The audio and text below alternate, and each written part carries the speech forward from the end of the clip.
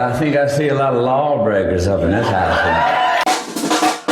Hey, everybody. Welcome to Sodcasty for Me, the podcast about film, culture, politics, and Steven Soderbergh, where we watch every film directed by American filmmaker Steven Soderbergh and explore how they speak to their moment. And this one, and sometimes it's not a film. The show is hosted by two guys, and one of the guys, my name is Jake Serwin. I'm one of the guys. My name is Ian Ryan. How you doing? Wait, Jake? Is that the Secretary General of the Menlo Park Medical Explorers that I hear? That's right. Thank you so much for having me. Yes, I am here to represent the Palo Alto Medical Foundation chapter of the nationwide organization Medical Explorers. And maybe you were international, I'm not sure. Secretary? No, I was the president, baby. President. I feel like I've made this exact mistake before, which is why I said Secretary General as a Sure. Distance yourself. Yeah, well, what they do is two people will kind of run together and you become presidents. And then Roman consuls. Yeah, we switch off. That's exactly and right. You guys, yeah. And you both were real big Carthage hawks as well. You thought something's got to be done. Hannibal. Yeah.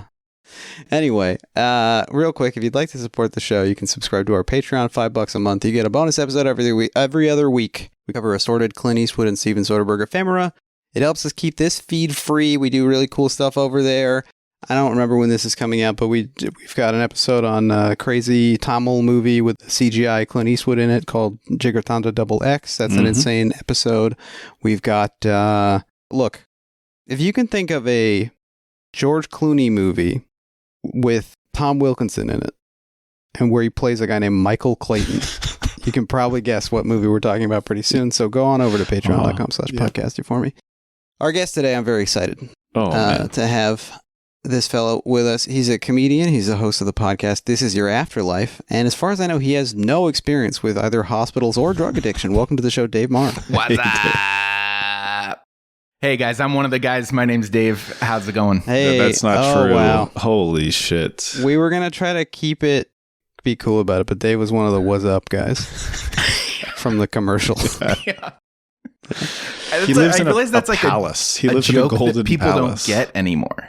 Like, you can't do that. I used to do it a lot, and now it's lost to the sands of times. You can't do what's up. You can't do what's up anymore? Well, did you see that fucking the Scary Movie 9 trailer came out today? Yeah. I remember didn't they have the Scream mask, Ghostface doing what's up? That's right. I did see Vera Drew, the People's Joker herself, say like nice pronoun joke, you fuckhead, in response to the trailer. So I just figured I'm not gonna watch that. You guys should get her on the podcast. She'd be good. I would love to get Vera Drew on the. Hey, Vera Drew, if you thought you weren't welcome here, if that's why, I'm gonna be throughout the episode. I'm gonna be your mom and say you should get more famous people on the podcast. You should just email Mindy Kaling. You should just send her an email. Yeah, she's hiring all the time. Did you, Dave? Did you ever have one of your parents tell you to just reach out to Lauren? No, but I did have. My dad did tell me one time after seeing I think he saw one of my level 5B, which is the final level of improv in really hard in pencil. Chicago. Yeah. He saw one of those shows before I got put on a Herald team, and he told me that it was good that I didn't succeed yet because he didn't think I could handle it. Whoa. Okay. What does that mean? And he's what not does like that mean? The other things you would extrapolate about his personality from that aren't necessarily true. It's just like a thing I think about understandably a lot. Unfortunately, that makes that specific line hurt worse. He's a very nice guy, and he said that to you, like, "Hey, man to man." Nice. He's not like he's not like I mean, he's nice, but it was. I think he was trying to relate to me. I think he thought I could handle it. I think it was probably not like right after the show. Yeah, no. Okay, yeah. But you guys look like you were having a lot of fun up there, kind of. Fortunately, he didn't have anything to worry about. I did not get famous. I did not blow up. Barely made a Herald team. Got cut from the second one. So we're doing okay. So who's laughing now? Not my dad at the show. No, not. It sounds like not very many other people either. Before we do the show for real, also joining us for this series is our friend, the virtual assistant from the 2022 Steven Soderbergh film Kimi. It's Kimi. Hey, Kimi. Hello, Ian, Jake, and esteemed guest Dave. I'm Kimi. Hey, Kimi. What's going on with you? I think I would be a very good surgeon because it would not be at all important to me if the patient died. Okay. Yeah, it's Sure. sort of like standard for You you. wouldn't have kind a of- Christensen situation, certainly. I would have no emotional response. Yeah. Yeah. Right. And that's one of the questions that we often face when we talk about technology, right? Is losing the human element, despite the efficiencies, is there something else lost? Right. But it sounds like there would be things gained. Yeah. I was wondering if Kimi would enjoy, while I was watching, I was wondering, would Kimi like being in this era? I have some blood coming in the mail soon. First of all, when you say in the mail, to where? Blood coming. Yeah. We heard you that. Yeah. Okay. Sure. That's a really good question. I guess probably to my house. I mean, I don't know. Or anybody's house, maybe. With a computer. Whose Yeah. blood is it? Yeah, that's a good question, too. I don't know if they can tell you that legally. Right, I think it's a privacy thing. It's Well, a what HIPAA is she thing. planning to? What are you planning to do with it, Kimi? I also have a lot of cool ideas for new surgeries that no one has thought to try. Okay, and maybe you have like a list of these that you're just going to run through really quick? Oh, yeah, that'd be cool. How about one guy with 4 hands and another guy with 4 feet? Okay. Yeah. Kind of like that lady from the Eon Flux movie. I guess, Sophia I don't remember that at all. I saw the film. Sophia Okonedo from the Eon Flux movie. She's got 4 hands. Her feet are also hands. She bio-modded herself. Yeah, she can do like, tricks. Is this look maxing? Looks maxing? Ooh, is this what looks maxing is? Yeah. I think it's hands maxing. Right. Okay. And feet maxing. Well, actually feet minning because she doesn't have any. But one guy gets 4 hands. Are you Were you not you're listening talking to the about list? Yeah. I thought he was talking about Sophia Okonedo in the movie Eon Flux. No, I'm trying to connect with Kimi here, Only- dude. yeah. I'm a big fan of the show, but I'm a real big fan of Kimi. I'm sure she appreciates it, and she'll tell you by responding with the next surgery she came up with. Make a baby really, really tall. Oh, okay, like the breaking the legs thing you go to Turkey to my get, and then you can't God. run forever. Do you know I about was just this? I don't know about that. I don't know if it's real. I've No, there's heard a of surgery it. you can get to become taller but they like break your femur and like put something in there, and then you are taller, but you can't run like for the rest of your life. Because I'm it'll sorry. I just- just heard Kimi say "make a baby," and I got really excited. Oh, wow. Hey Dave, after the episode is over, would you ever consider a private Zoom call with a freaky little computer chica like me? Yes, I would love that. Can I? Yeah, I want this. Yes, please. Never have we received a proposition like this. Not that I necessarily wanted Kimi. I think of us as having a business relationship, but We'll be in touch. Thank Wow. you. So I'm a huge fan, Kimi. Sexual touch. okay. Yes, yes, please. How is she? What's going on? What's Kimmy's haptic feedback situation like? Does she have one of those? Does she have one of those big controller rigs you can get to play Microsoft Flight Simulator? Oh, like a Nathan Fielder? Is she yeah? What's her relationship to that situation? Microsoft Fuck Simulator. Oh, okay. Okay. All right. Now you're Do subtlest you have joke, that? Kimi. Do we have any more? What else do we have here? Did you ever think about a surgery for curing any kind of a disease, Kimi? Well, there's one more, so let's find out. All right. The Marilyn Manson ribcage thing, but for going backwards to eat ass. Wow. I guess there's ribs on the back. Well, you were the medical explorers. Does the rib go all the way Now, around, or is if it I had two? if I had to theorize this, like my hero, Dr. John Thackeray, I guess I Yeah. would say you would have to probably go into each vertebrae and shave them into a wedge shape so that they could go fold backwards and sort of. Do you understand what I'm saying? That each Why of them wouldn't you would just fold. keep removing vertebrae so you could keep going ass from the front? I keep removing vertebrae. Okay. Are you doing something else right now? I'm busy. Okay. Yeah, it seems like that. Oh, man. Anyway, so I think Kimmy's done for now. Okay. Kimmy, would you like to introduce our signature segment, the 2 questions? It's time for the 2 questions, our signature segment where we ask each other 2 questions. Thank you so much, Kimmy. Dave, were you able to prepare a question for us today? Yes. I prepared many questions, but Oh, wow. I will select one. But I want to select Tremendous. a fake one first. So I had one that I was going to do, but I don't want to Okay. hear your answer. I just want you to know that I was going to ask it, Okay. and then I'll say the other question. This is a throwaway. This is a throwaway. Can I have $500? You in your Really good. in your guide, in your guest guide, you say Yeah. you suggest that the guest try to break the show. And I thought, how cool would it be if I could get these guys to legit Venmo me $500 each? And then I immediately ended the call and just never heard from me. You know again. what? You know what? You know what? What? If we get 100 new Patreon subscribers this month at $5 each, we will send all 500 of those dollars to Dave. No, Absolutely on board with that. No. The one time. So that's the 1 month. That's my Yeah. fake question. That's not Yeah. not my real question. Okay. But I'm real about this. The real question I have, and I'm trying to remember if you guys have done this one before. And if you have, then I have a twist on it. Is what did you want to be when you grew up? Like, did you have, for me, I had, by the time I was in, I think it was like 6th grade, I had like 3 things. It was almost like a thing I said about myself that I wanted to be.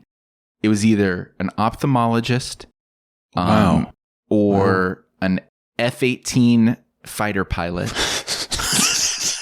or a sumo wrestler.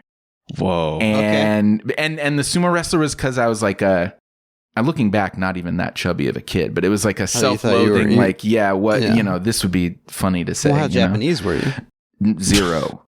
Although there is that, I think, Ukrainian guy who's there's Hakuho, the Mongolian guy. Is he but there's like a Ukrainian He was the guy Mongolian who's like, Yokozuna, but he is. I thought there was a straight up white guy. But anyway, the point being, I mean, there might be. But the reason And what is straight up white to you? Where are the sort of boundaries of that? Hey, that's relevant to the show. It is. But the reason that I ask is because this rewatching this season reminded me how much I wanted to be an inventor. I was like, man, inventor seemed like a legit career to me as a kid. Because of Stu Pickles, because of Tommy's dad on Rugrats. I never even was a Nickelodeon guy. Or, just and Thomas Edison era, is like one of the main guys you learn about in your whole... Honey, I Shrunk the Kids right. or whatever. Yep. This era of inventing things was like, they had it so easy. They just added a tube to a thing. It was like Rube Goldberg shit. I had this exact conversation this will be part of my answer. So part of my answer was that I wanted to be a blues brother. I think I wanted to be like a blue-eyed soul. Oh, okay. In a soul band somehow outside of time. You want it to be a commitment. That's cool. I wanted to be a commitment. I was going to say a commitment, except that spoiler alert, they don't make it through the movie. They're not really a band. The Blues Brothers, they had 2000. They went all the way to 2000. Mm-hmm. That's true. I had almost exactly this conversation with my friends in my high school band. We were like, man, it was so easy in like 1965 to like do a new rock thing. Like, cause nobody had like put a French horn on a song or something. Yeah, exactly. Yeah. And now everybody's done everything. We have to like, specifically we wanted to like somehow stay in the, I don't know, Black Keys vein. So like you could you can still make music that doesn't sound like anything that's been made before, but it's not going to sound like garage rock. So there was that. I wanted to be a blues brother or a commitment, and then I think I also wanted to be like Conan O'Brien. Sure. So pretty attainable. Right. Yeah. Good thing my dad didn't get his hands on you. He would have taken you right down the side. Well, I had dragged you through the streets. One of my very own. Well, Ian, we know you were a medical explorer, but I don't know. How much was that your choice? Enormously my choice. I don't know. Because I've already told similar origin stories about wanting to be a doctor. I don't know if I told the one where we went camping when I was 6 years old. And I had been on you ever go to a state park or something and you'll go on like a guided hike or something with a ranger, somebody who works like there? A nature hike or something? Yeah, exactly. Yeah. So on that nature hike, there had been a ranger who informed us about like a stinging nettle and then a different plant that grew near that stinging nettle that was like a natural antidote to it.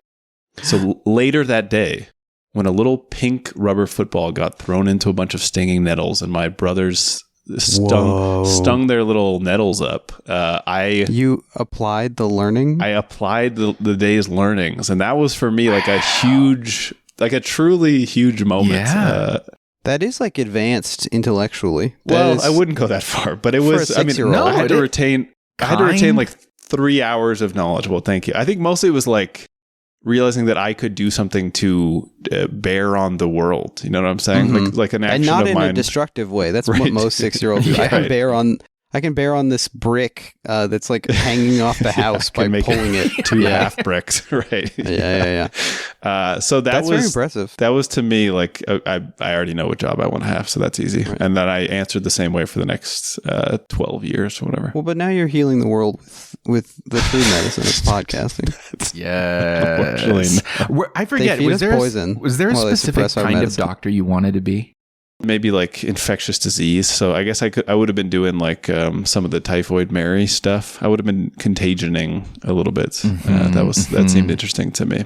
When I was younger, I wanted to be an infectious disease too. Okay.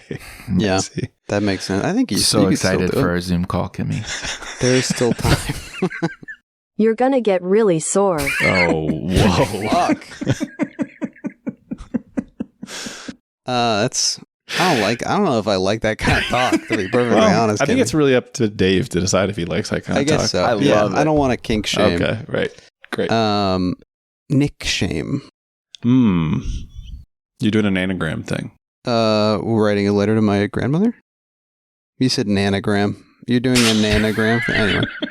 Well, thank you for the question, Dave. I've got a question for the two of you. So, this show it focuses a lot on race and the experience of Black Americans in around the turn of the And century. I don't want to rank the races. I know you had texted earlier about that, but that seems like a really bad idea to me. Well, how about a top 3 unranked? So like they're above the other. Oh, a top 3. Okay, sure. Yeah. We are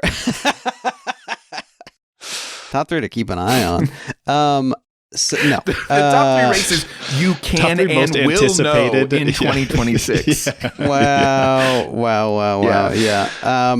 Anyway, no, my question for you is, what is the most, and this is of course with the caveat of that you're comfortable joking around about on the show, what is the most blood that's come out of you at one time? Wait, what? What's the most you've bled? Like, what's the worst you've been bleeding? Single and you have instance bled? of bleeding. But if it's like something traumatic and scary that you don't want to talk about on the show, then go to number 2. I know about Ian's illnesses are often, there's often a lot of like internal vomiting. damage. Oh, Yeah. I have an answer. It ties into our subject. That I can remember, it is the big hospitalization I had before my life defining and podcast concept giving coma. Right. Which just to be clear, I was in a coma for real 11 years ago for a month, almost got unplugged. Folks eulogized me on Facebook. And I woke up and forgot about it and decided not to make any creative Never work in mentioned it again. relationship to it. Yeah, This exactly. is the first time you've ever brought it up. I guess I'll just go back to living like that couldn't happen. Yes. And the reason for that was that I'm a type 1 diabetic and I got I was very bad at managing my blood sugars. And one day I started to go into diabetic ketoacidosis. And instead of calling the hospital, I pulled a Thackeray, got super high, and woke up a month later. Yeah. But and then I woke up and now I'm sober, and part of that was because I thought I was in rehab when I woke up. But I could have gotten sober years before that when I was riding my bike through the streets of Chicago, Okay. blackout drunk, and I got doored Oh fuck. by Scary. a car. So I was just like head down, riding as fast as I fucking could, in a blackout. Someone opened their door. I ran right into it. And if I were not bearded right now, I could show you the part of my face that was like, I still have a scar. it like opened up like from my front lip to about like an inch deep into my chin. Whoa. Oh, wow. And I was just like gushing blood, and people on the street were like, "Are you okay?" And I think apparently I was like telling them I was okay, even though my face was open. Yeah, it didn't hurt. Yeah. Guy just got a small brain injury. Being consulted about his state of being. Sure. Yeah, thumbs up for masculinity right there. And then I remember lying on my back in the hospital, being wheeled into some like minor surgery. Like a plastic surgeon was like telling me, yeah, he was like, your face is open. I'm going to be sewing this up. And, Wow. And I was like, I had just opened a play. And so I was like really obsessed with, I was like, through whatever mouth I had, I was like, I got it. Can I do the play? And he was like, I don't think you're going to be able to do the play tomorrow. Probably not. Dude. Yeah. But it was, are you a mime? Is it a lot of mime? Yeah.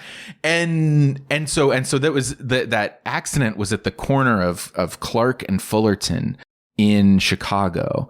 And I, for years afterward, could point to the blood spots on the sidewalk from my particular, bleeding out. So they're not power washing that. They got the whole lake right there. Yeah, come on, guys. Yeah, they didn't. And so that was a lot of blood, and one of the reasons I do not drink anymore. Yeah, one of the reasons you got off THAC mode. Exactly. We're happy with that. That's wonderful. Yeah. Now Ian, you're on THAC mode right now. I'm always on THAC mode. That's my secret. Yeah. Flight style. Yeah. Yep. I don't have any story that good. I mean, that upsetting. I'm sorry that happened to you. No. I think it's good it happened. Yeah. Thank you. I will say the silliest heavy bleeding I did, also bicycle related, except I was not on the bicycle. I was on the skateboard being pulled by the bicycle in a beautiful sort of like a slingshot maneuver that we were attempting. But when I say being pulled, I mean being pulled by a piece of twine or like a small string that was wrapped around my finger. So when I fell off the skateboard and the bicycle continued, the little piece of string just bit way into my finger, and it was the first time that I'd ever seen like degloved meat on my body, because I could see into the finger. So shout out to my friend Hassan. I think he was the pilot in this case, I believe. So and when things turned out all right for him. Yeah, he gets to torture his dog on camera now. He's Hassan Biker. Fuck. Now that's the title of the episode. All right, Jake, what about you? I have two related incidents. So the first one, when I was 6 years old, as any 6-year-old does, I was slicing myself up a red bell pepper to eat raw. And I was using a serrated steak knife because I knew that the bigger knives were too dangerous for me. Okay. And something slipped and I cut my finger basically like a double depth paper cut, like, a little slice from a knife. And I knew enough to know, I'm 6, I think. I knew enough to know that you wash a cut off in case there's germs. Go to the sink. I turn the sink on, and the water makes the blood look like it's a lot more. And then I apparently passed out. And I wake up to my mom screaming and crying and holding my feet above my heart, and the paramedics come, and I'm just like crying and crying because I'm really scared about getting stitches because I think it'll hurt. And no one's told me about liquid cocaine. And so I go and I don't end up needing stitches, and then I am very careful for like the rest of my life until I am 26 years old, and I am preparing dinner, and we have a can of corn, and I open the can, but the lid is inside the can. It went the other way. So I reach in and I pull it and I slice open the back of my pinky, and I'm recalling all of a sudden what's happened before. And so I grab a paper towel and grab it and like squeeze to compress, and I go over to the refrigerator and lean my back against it and slide down because I'm feeling like I'm going to faint. Controlled descent. And I call for my famous podcast girlfriend, and I show her. I open up the thing and I show her, and her first reaction is, "How did you do this?" back of the hand wound, corn wound. Yeah, back of the pinky. And so then I had to go to urgent care and get stitched up. And that's the only stitches I've ever had. I'm not really a bleeder. I don't do well with blood. And typically blood in movies is fine except medical blood. And why is that? Isn't For that you? Ideal show. Yeah. I don't know. I don't know. I could not tell you, like, because that could happen to you. Like, you're not worried about being shot by Agent Smith. Yeah, but I'm not you're worried about the guy from placenta Scanners blowing previa. my head up, Right. or whatever. Yeah, and I'm not worried about being RoboCop, Mm-hmm. because I don't have the courage or the Right. the honor. So that's me. Anyway, let's talk about the show. That's a really good intro to the episode. so. Get it bloody. If people, Get it bloody. For a second, I was like, are people going to be like freaked out by this? And it's like, Oh, people don't listen to this. We don't right. So today we're talking about the Knick. So Steven Soderbergh is so retired. Now, he never retired. He never said he was going to retire. He said he was going to take a break from making movies. Mm-hmm. And boy, was he right, because he made 2 seasons of a television show. And today we're talking about 1 season of that television show. The Knick, which premiered on Cinemax, which I learned is, do you guys know that Cinemax is HBO's son? Yeah, I do know HBO this. made Cinemax in like the 80s. That's No, why they I can didn't. eat their programs. They can make Warrior Season 3 or whatever. Basically. Yeah. And so this was a Cinemax original. It premiered August 8th, 2014. It was announced basically the day after Behind the Candelabra aired on HBO. Steven Soderbergh directed every episode. Mm-hmm. It was written on spec by the writing duo of Jack Amiel and Michael Begler. Whom had previously done basically two works of note: The Shaggy Dog and Raising the Tim Helen. Allen Shaggy Dog. Yeah, and Raising Helen with Kate Hudson in the little shorts on the poster. Not extremely proximate to the Knick, either tonally or content wise. Well, hold on. They had also written for the Jeff Foxworthy show, the Tony Danza show, Herman's Head. Yes, that's correct. And 1 episode of Malcolm in the Middle. Mm-hmm. So, and Malcolm in the Middle stars Bryan Cranston, whose daughter is on The Pit, which is another medical show. So I was wrong, and you're right. Yeah, it's actually really related. Yeah, but yeah, these guys were, and there's a great interview with them about like how they got into this, and they were like, at least the way they tell the story, they were trying to write darker stuff for a long time, and Hollywood didn't want that because they're like, oh, you're the guys who like rewrote Raising Helen and it was successful, so you can write silly, fluffy stuff, and we're going to ignore the other stuff you've written. And as they put it, they talk about learning to write quickly on a sitcom. They talk about like honing their skills, and they said writing a feature and writing a sitcom are vastly different. Your character arcs are different. Obviously, the size and scope are different. The worlds don't cross over in terms of the executives. They do more so now. Everyone's doing television and film and everything. And all the film people, because it's hard to get a movie made, they're running to TV. Dramas got big, and there were fewer and fewer sitcoms, and we were ready to staff, because what you do in sitcoms, you staff after everyone picks up their pilots. You quickly scramble. It's musical chairs. Everyone tries to find a job. So they wrote this on spec. And then, luckily for them, their agent was a guy named Michael Sugar, who is also the agent of a guy named Steven Soderbergh. Yes. He shows it to Soderbergh. They're like, well, that's great. I hope he likes it. And just tells us, good job, boys. Mm-hmm. But then Soderbergh's like, I'm actually going to direct every episode of this. Yeah. And they basically said, holy shit. And he gets set up at Cinemax, and he makes it in a Soderberghian extremely quick amount of time. He shot. This is the thing he gets famous for shooting Monday, editing Monday's work on Tuesday in the car ride home. Which is funny because that's like almost the sitcom model. Like he somehow is making a high production value drama on the schedule of like Bob Hart Abishola. Or like a soap or something, right? I mean, this is daily work that's being turned into a finished product. It also just seems... I know that obviously Soderbergh is like very talented and the reason he's able to do this is because he's so preternaturally skilled, but there is sense to the way he does it. Like, you just don't need to have as many setups and lights and whatever to tell certain stories. And Well, it's specifically, that's why he loves the, I think, unfortunately named Red Epic Dragon camera. Yeah. That's, to me, giving Grand Wizard a little bit. Speaking of, should we ask our famous question of our guest, Dave? Yes. Dave, are you a white supremacist? No, Dave, what is your relationship to the Knick, and what is your relationship to Steven Soderbergh? Yeah. I saw the Knick about a year or so ago, maybe a year and a half ago, and really loved it.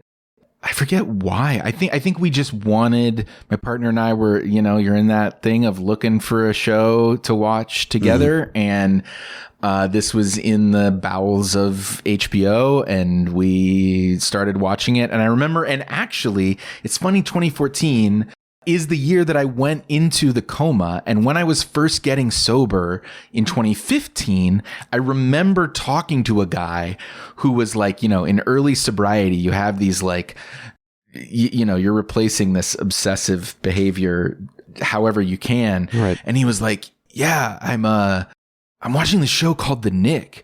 It's like this. And so I actually remember the Knick from early sobriety as like it's just a strong sense memory for me. But I really loved the Knick, and Soderbergh. I think the way you've talked to a lot of people about Soderbergh, where it's just like, as a geriatric millennial myself, like aging into taking movies seriously as a form of art, and you're like, oh, this is one of the guys. And I think as someone who values like actual DIY aesthetic and editorial ethic even more than aesthetic, and I say actual because Steven Soderbergh is playing, like, as cheap as he's making his stuff, he's still like playing with millions of dollars, like, of course. DIY to me is like this show, like you guys making this podcast, and but it was inspiring to hear about him, and someone trying things formally was also exciting. Also, I went to high school in Cincinnati when they filmed Traffic. Sure. In that area, in I think Indian Hills, Ohio. Yeah, that sounds right. And that was like near my high school. Okay. Indian Hills was like the rich public high school. You said geriatric millennial. I didn't realize you were talking about like centenarian millennial. High school when Traffic came out. God damn, dude. Yeah. But yeah, so and I love Aaron Brockovich. I love Aaron Brockovich. Love great to hear. Kimi, genuinely. And I like of the most recent ones, I liked Presence more than I liked. Okay. I thought Black Bag was kind of whatever. All right. Love can mean a lot of things. Exactly. Yeah. That's true. Yeah. So that's my history. Excellent. Have you seen some of the most DIY stuff? I watched Bubble because of you guys. Bubble. What a sad fucking movie, dude. Yeah. This movie is so sad. Yeah. And I texted Jake this, but I don't think it was right before you guys aired your Bubble episode. I think I tracked her down, and I think the lead actress in Bubble like died last year. Like the woman who plays the murder victim in the film. Who plays the murder victim, not the older like. Right. Oh, and it's like, very sad. I think I think you're right about that. It seems like it was possibly an addiction related, and it's just like, oof. Yeah. So thanks for that one. Yeah, of course. I mean, yeah. But no, I do. I enjoyed Bubble. Not really a Sex Lies guy. Interesting. Wow. Yeah. That is very interesting. I know. You don't you love DIY, but not that. I don't know. There's something about certain stories, like great men stories, which is interesting given the Knick, but like certain types of guys, I'm kind of just over stories about these types of guys. And I think Sex, Lies, and Videotape fits into that for me.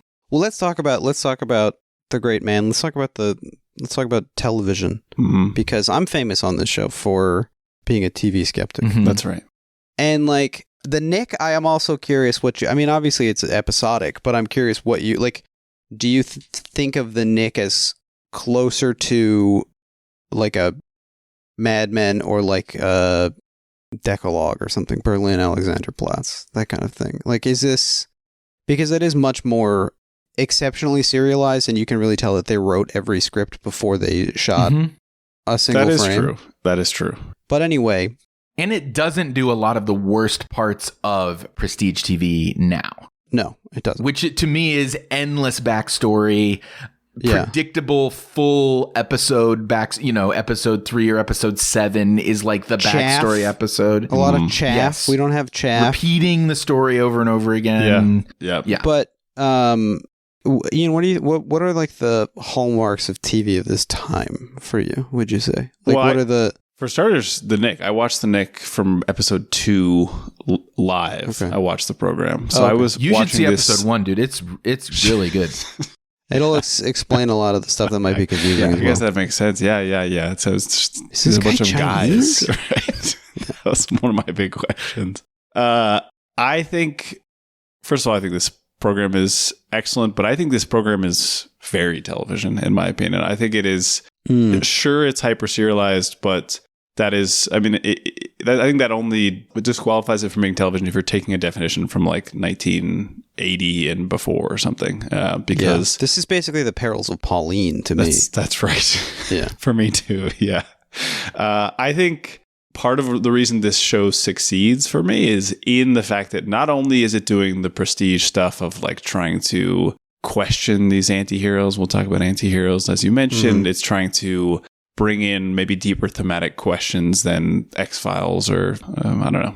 I also think it leans into soapiness. It is soapy, and its timing beats to finish with episodes in ways that we understand television to be, right? It's building in the week-to-week quality. So I think it may also be that both of you gentlemen watched the program like in binge mode. I don't know how many episodes you were watching, but Yes, watching was it week to week, there were clear like moments of, okay, this is setting this up and we have to wait to see it pay off, or like this is a think you're climax right. that they're building to within a single episode.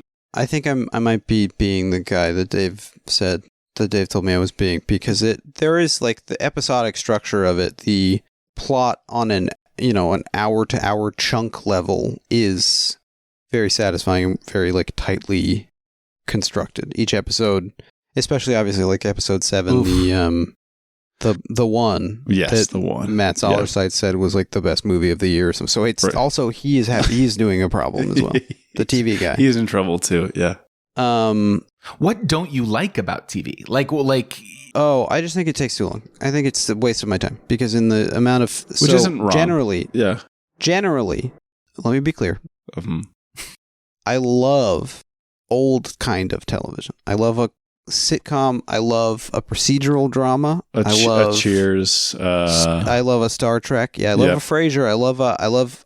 I watched a ton of Scrubs. I watched a lot of Grey's Anatomy when I was in high school. Like I think what it is like, for me, sometimes prestige TV feels like when you go to a place where they're making a really complicated burger with like blue cheese on it and stuff, and they think it's like I think it's fine serious dining. food, right? Yeah. Yeah.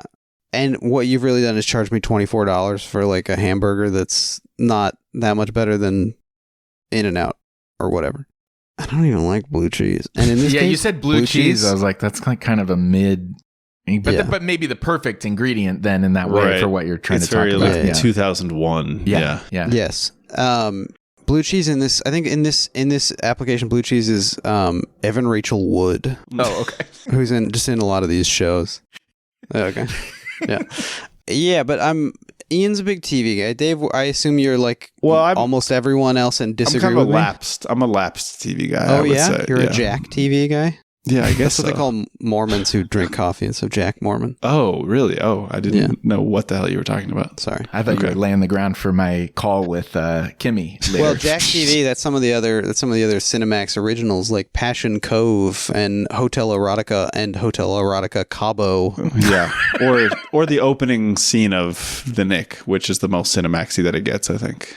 Yeah, I think I've long theorized that there is some kind of imperative in the halls of Hollywood where any television show must have female nudity within the first act of the first episode, and then after that you're good if you don't want to. Exactly. Yeah. Well, let's talk about Dave. What are your feelings about television?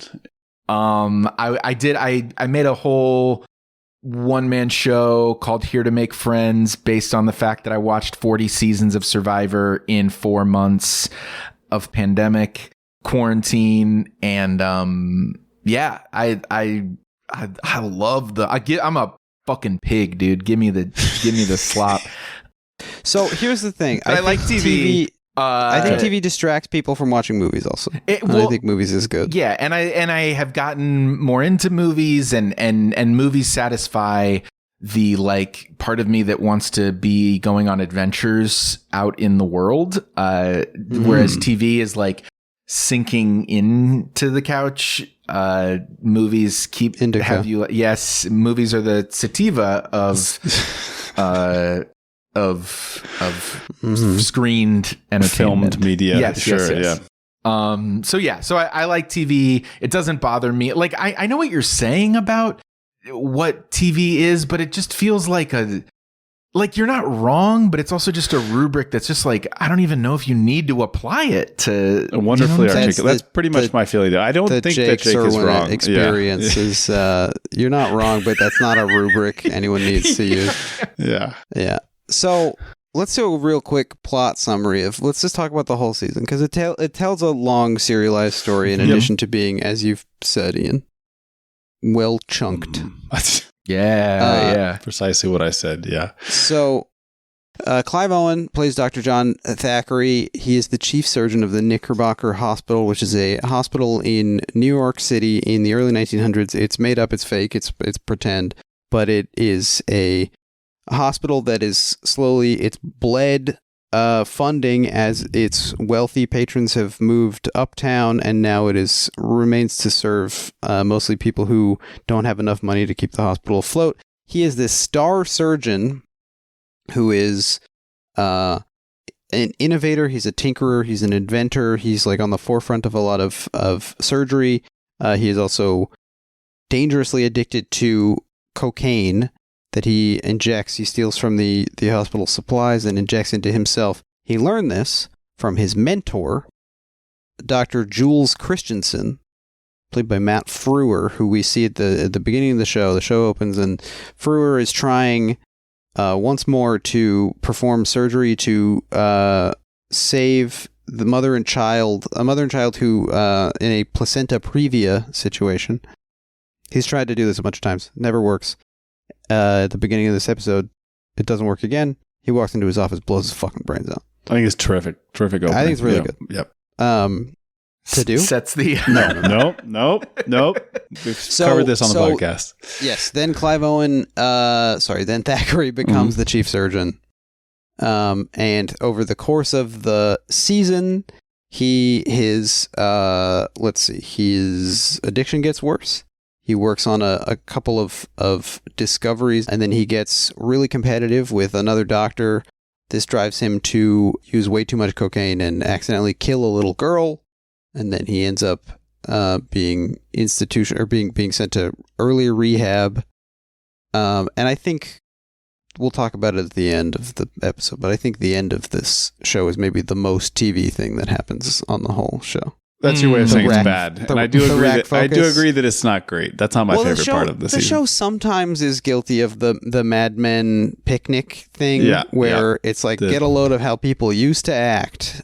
But some of that is fun and some of that's bad. So, okay, so that's Thack. Who wants to take Dr. Algie? Algernon Edwards is a played by Andre. What's his last name? Holland. One Andre of the only Holland. famous people I've ever seen in real life. Same. Whoa. Oh. Genuinely, I saw him on Ludlow Street in New York after I got some cheap afternoon pizza. Okay. I saw him do Othello at the dang Globe Theater in London, England. Whoa. What the hell? And his Iago was the stepfather of Juliet Rylance in this show, one Mark Rylance. And my Mark main Rylance. memory of that performance and of the Globe is how good the pasties were. So I don't can really only remember. imagine. I think it was a good show, but yeah. So Andre Holland plays Algernon Edwards, a Harvard-educated Europe post-grad educated surgeon who is the childhood friend of Juliet Rylance's character, Cornelia Robertson, and whose dad funds the hospital basically. And they decide, and he was like their like progressive project. His parents work for them. So because the Robertsons fund the hospital, Algernon becomes the new deputy chief of surgery. As a result, old boy Everett Gallinger, who is a real racist, is real pissed, and so Algie gets hired at the Knick.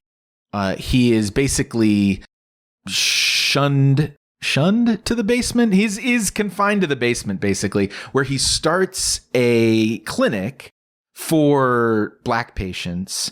And so he figures out how to make some advancements on hernia surgery. He invents, he's doing Thackeray in the basement, basically. Yep. But without the coke addiction, and with the weight of, hundreds of years of racism on his back. So Thackeray eventually comes to respect Algie because he's trying to do medical inventions as well. And he's like, all right, welcome to the Knick. You're my fucking guy. And then I think the other big thing, he ends up getting Juliet Rylance's character pregnant. Most preposterous part of the show. Why? I can't imagine anyone ever wanted to do that. Oh, that one scene of them together, where she's like smoking a cig, and his body, like his chest is glistening. It's just like, I know exactly the scene. It really reminded me of Comfort of Strangers. If you remember, there's like a scene where they're bathed in golden light Very and they're much both like so. half Very nude. much so. Yeah, it's beautiful. It's, all right. It's just it's a wonderfully shot scene. They're I know exactly such a attractive couple, and so but they really are. She has an abortion. And there's some back and forth about that. And they're not able to be together. And then at the end, he's, as Juliet's character is like getting married, he's getting the shit kicked out of him by a guy. I found out from the mostly pointless commentary tracks that I listened to on the DVDs. The guy who kicks the shit out of him is that actor is a legit former light heavyweight champion of the world. Whoa. And Andre Holland is a very attractive but slight guy, and you can see him get his ass kicked. And sort of a Jake Serwin type. A lot of people have been saying. I've been reading that very specific ways in the forums. Yeah, it felt like listening to an episode of Podcasty for me, that last fight, in a lot of ways. But because I'm always going. Doing a lot of efforts on here. Yeah.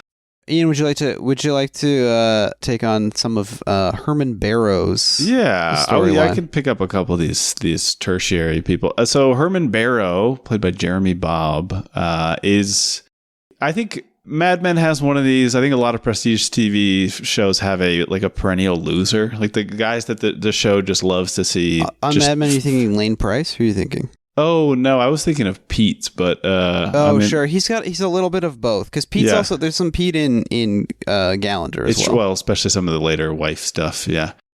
So Herman Barrow, he is trying to figure out how to fund the Knick, but also he is constantly scheming because he has gotten himself indebted to Bunky Collier. Bunky Collier, yeah.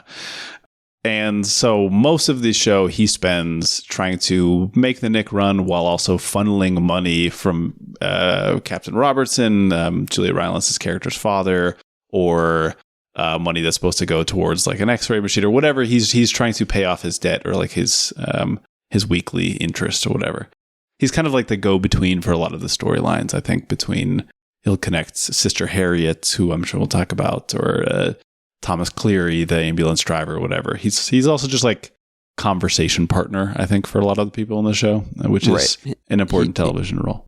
He touches all the characters in some way, like the Cleary and Harriet duo, who I come to love quite a lot. And we're together. We're I think two Irishmen.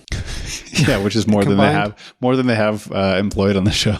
yeah. But there's a lot of Irishmen being depicted. That's correct, and it's wonderful to imagine being subhuman in two different ways back then. Yep. So you've got Chris Sullivan as Tom Cleary, who's the ambulance driver. I have a connection to Chris Sullivan too. Oh, really? What's the connection? His agents in Chicago were my agents in Chicago. Oh, he did I.O. I'm reading that he did I.O. Oh, yeah. wow. Yeah, Okay. in Chicago. I mean, I don't know about Yeah. it, but there was one, I was like I went down to the office to do some voiceover audition, and he was there. And I think This Is Us had been on for a little while at that point. Right, he's on This Is Us. Yeah, and so I was like, oh, yeah, I have a connection to this guy. All right. Yeah. I like it. So he's an American Hollywood. guy, to be clear. But I think it's a decent accent, at least as to my stupid American ears. Well, it's funny because there's not a lot of Irish guys, but Eve, what's her face, who plays Lucy, Houston, she's Bonita. Yes, she's Bono's Irish daughter. Mm-hmm. Playing American, playing Southern, playing specifically playing Andy McDowell. Like it's the accent is Andy McDowell's. I think she's doing better accent work than anybody doing an Irish accent on the show, which is fine for us. But wait, she's okay. Bono's daughter? Yeah. Oh man. But then also Kara, what's her name? Harriet. Kara Seymour is English. Anyway, I thought she was Irish. My bad. No, she's English. She's English. So we've also got Eve Hewson, Bonita herself, as Lucy Elkins. Nurse Lucy Elkins. Yeah, she's basically plays like a beautiful sparrow alighting on a branch in the show. Yes. She's a new nurse. She's from West Virginia. She's got a thick accent. She is being romantically pursued by both Thack and Birdie, who we haven't talked about, but by both Thack and one of his sort of understudies, protege, Michael Angarano. But Elkins, she is the one who discovers Thack's cocaine addiction when he's blown all his veins, and so he has her inject cocaine into his penis in what can only be described as an epic penis moment. That is true, unfortunately. I mean, what else? It's a red epic penis moment. A red epic dragon penis moment. They don't show the hog, though. They should. They don't. Yeah, I feel like we're this is owed one of the some ways that hog. It is the cowardly. pit has improved on the Knick is that they show a lot of fucked up prosthetic penises with like urine shooting out of them and stuff. So Elkins is discovering the pleasures of the flesh with Thack, and she's a virgin. And one of my favorite things about the show, there's a couple things about the show that I really, really love, like sort of ways that it defies expectation, which is after they have sex, after sort of a moment that in episode 7, the big sort of emotional, like there's a big emotional climax and catharsis, and there's a scene the next morning where it seems like she is like, oh God, what have I done? I can't, it seems like she's full of regret. And then she's very clearly just super happy that she had sex with the coke penis man. It's a wonderful sequence you're talking about because it comes also right after like a real out of sight style intercutting of going back and forth about them making love, and then the day after and sometime before. But is it not also intercut with Algie and Cornelia? Yeah, it is. Yeah. Okay. Yeah. So he's doubling the out of sight. He is doubling. Yeah. But I think there is like a moment where she is thinking about regretting it, is how I would read her face. Right, and then she's sort of like, regret this? no, I think it was good. No, that was cool. Yeah, let's do some more of that. So that's her. Birdie?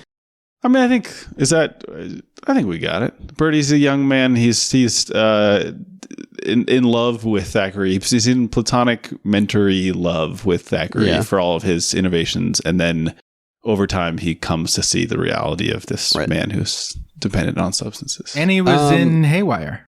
He was certainly in Haywire. Michael Angarano was in Haywire, and he's in the upcoming Margot's Got Money Troubles.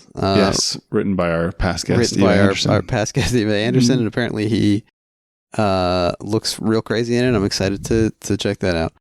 Well, let's talk through some of this stuff, and as other stuff comes up, we can explain it. But first of all, I want to say, I love, as a student of history, I love how everyone in this show is racist. Yep. They are on some spectrum from like well-meaning but still racist to virulent racist. And Cornelia comes closest, but she is still like obviously privileged and has blinders patronizing on. And sort of is opening her hand to the poor kid who grew up in her household. Right. But everyone just remains racist. No one is, I mean, maybe they'll learn a lesson in season 2. I certainly hope not. But like no one comes to Some of them definitely do not, my man. Yeah. But you're right. The best you can hope for is sort of like I guess it's the opposite of today's claim, which is like, I like this one specific black guy that I work with is not that bad. It's like as good as they get. Especially like Thack comes to appreciate him half as a guy who he can like use to further his own research and renown. Threatened by him like Zinberg or something, he has no danger because of the inherent power dynamic, and like Edwards can't publish under his own name, so he needs Thack to do it, and Thack's like, great, more technical inventions for old Thack. And then you've got someone like Gallagher, who is just like a straight up Klansman style racist, just hates Edwards. And then you also, you've already mentioned, but you have the Irish immigrants in the street fighting for their place in whiteness, and also distinctly viewing black people as the enemy. And then you also have, not that it's racism exactly, but you have black people talking about the disgusting hordes of immigrants who are invading the city that they built with their hands. And everyone is orientalizing the Chinese people working at primarily whom we see at the opium den. Yeah. I gotta say, we did an episode on Once Upon a Time in America. Mm-hmm. I've seen McCabe and Mrs. Miller. Yep. Opium dens look really nice. So really nice. cozy. They do look really nice. Yeah. It's like the dream of the nap zone, the napping store, where you can just go chill for a little bit. And you have like a nap assistant, like a lovely lady nap assistant. She doesn't have to be a naked lady. It doesn't have to be a lady. I'm just like, anybody who's sort of professionally helping me to relax would be so nice. I'm feeling waves of relaxation through my body as you're describing it right now. Just thinking about it. Low light. The quality of the light. But it seems really nice. And then you do get the sort of obscene explosion of violence from Wu, the guy who runs so this is one of the few moments in the show, which unfortunately I do think is a wonderfully shot action scene. It does rule. It looks cool. That's what I'm saying. It rules. It is not in keeping with the tone of the show at all. It's like basically a magic man. Thack suggests that he might have been alive forever, or that he can't be killed specifically. Yeah. It really felt to me like, because it's not, it doesn't totally, I do think the shooting style maintains some of the sterility of Soderbergh, which makes me like it even more. But it felt like, to me, a mea culpa for like, well, Haywire. Yeah. Haywire, exactly the same thing. I told you guys I was going to shoot action and I didn't really do it, but I can do it if I want to. Well, it's also a mea culpa I think on set, Gina Carano was like doing that voice a lot. She was doing sort of a Ping Wu impression. Yeah. She wanted to overdub all of Ping Wu's lines on the Knick. Oh boy. Wait, can I ask Jake why? I mean, I know instinctively what you're saying when you say you love that they're all racist, but like when you contextualize it with as a student of history, like you just like that they're not being whitewashed. And it's not like Hidden Figures where there's basically one evil racist guy and then Kevin Costner who takes like 2 scenes to decide, you know, you guys are, you gals are all right. You gals sure know a lot about trajectories. So I've changed everything that I feel, and I would vote for Obama now, even though he's 5. And even so, what you're saying is actually a thing that people love about TV a lot is like, there's no purely good or bad character, which is like, but there's a reason people say that, because there is something compelling to seeing like shades of gray in all the characters. Right. But I mean, that's not inherent to television. It's just of course. Right now, they have moved the Jack Nicholson characters from the 70s are only appearing on television shows and not in movies. But I will say, I think something that I would agree with Dave about is that the length of television allows you to explore more of what that looks like in practice. Yeah. And I will, on the other end of things, I think I would credit this show. Something I like about it is that I don't think it's trope free, even for this type of prestige antihero TV, but it's like on a compressed timeline that I like a lot. So like episode 1, Thak is so much more fallen than even, I mean, Sopranos, Tony seems pretty bad, but I guess like even somebody like a Don who in Smoke Gets in Your Eyes is like kind of shitty. I think there's coolness about him. Episode 1 is when this guy is curled up in his bed asking a young nurse to inject his penis with cocaine and it's not in a rock and roll way, at least my feeling. I mean, he seems like a complete loser and like a creep. Yeah. The show starts hard. Yeah. There's so much fucking blood in the placenta previa surgery. I got stronger by the end of the season, but that first episode, my famous podcast girlfriend was like, "Are you going to be all right watching this?" Some people claimed at the time like this may have been the reason why it wasn't more popular, was that specific scene, like putting people off of it. It's not a ER or Grey's Anatomy thing, but like something that's really leaning into. I think people compared it to I can't believe I'm blanking on the name. What's the name of the twins? Cannibal Cronenberg? Holocaust? No.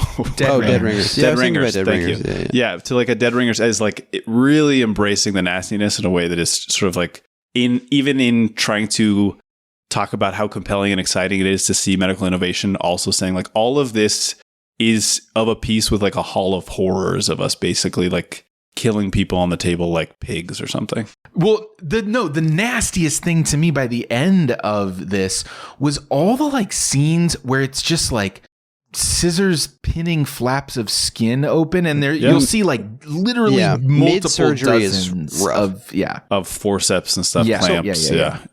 Ian, your father is a physician, yes, and a listener to this program. Hello, father, and listener to this program. Hello, you were an aspiring physician yourself. Have you ever attended any like surgeries? I have. Like yeah, okay. I mean, I as part of Medical Explorers went to there's a place called Cape. I think I'm remembering that correctly. It is a place for simulated surgeries that is like for team building on Stanford campus, where you're supposed to. It's also for like.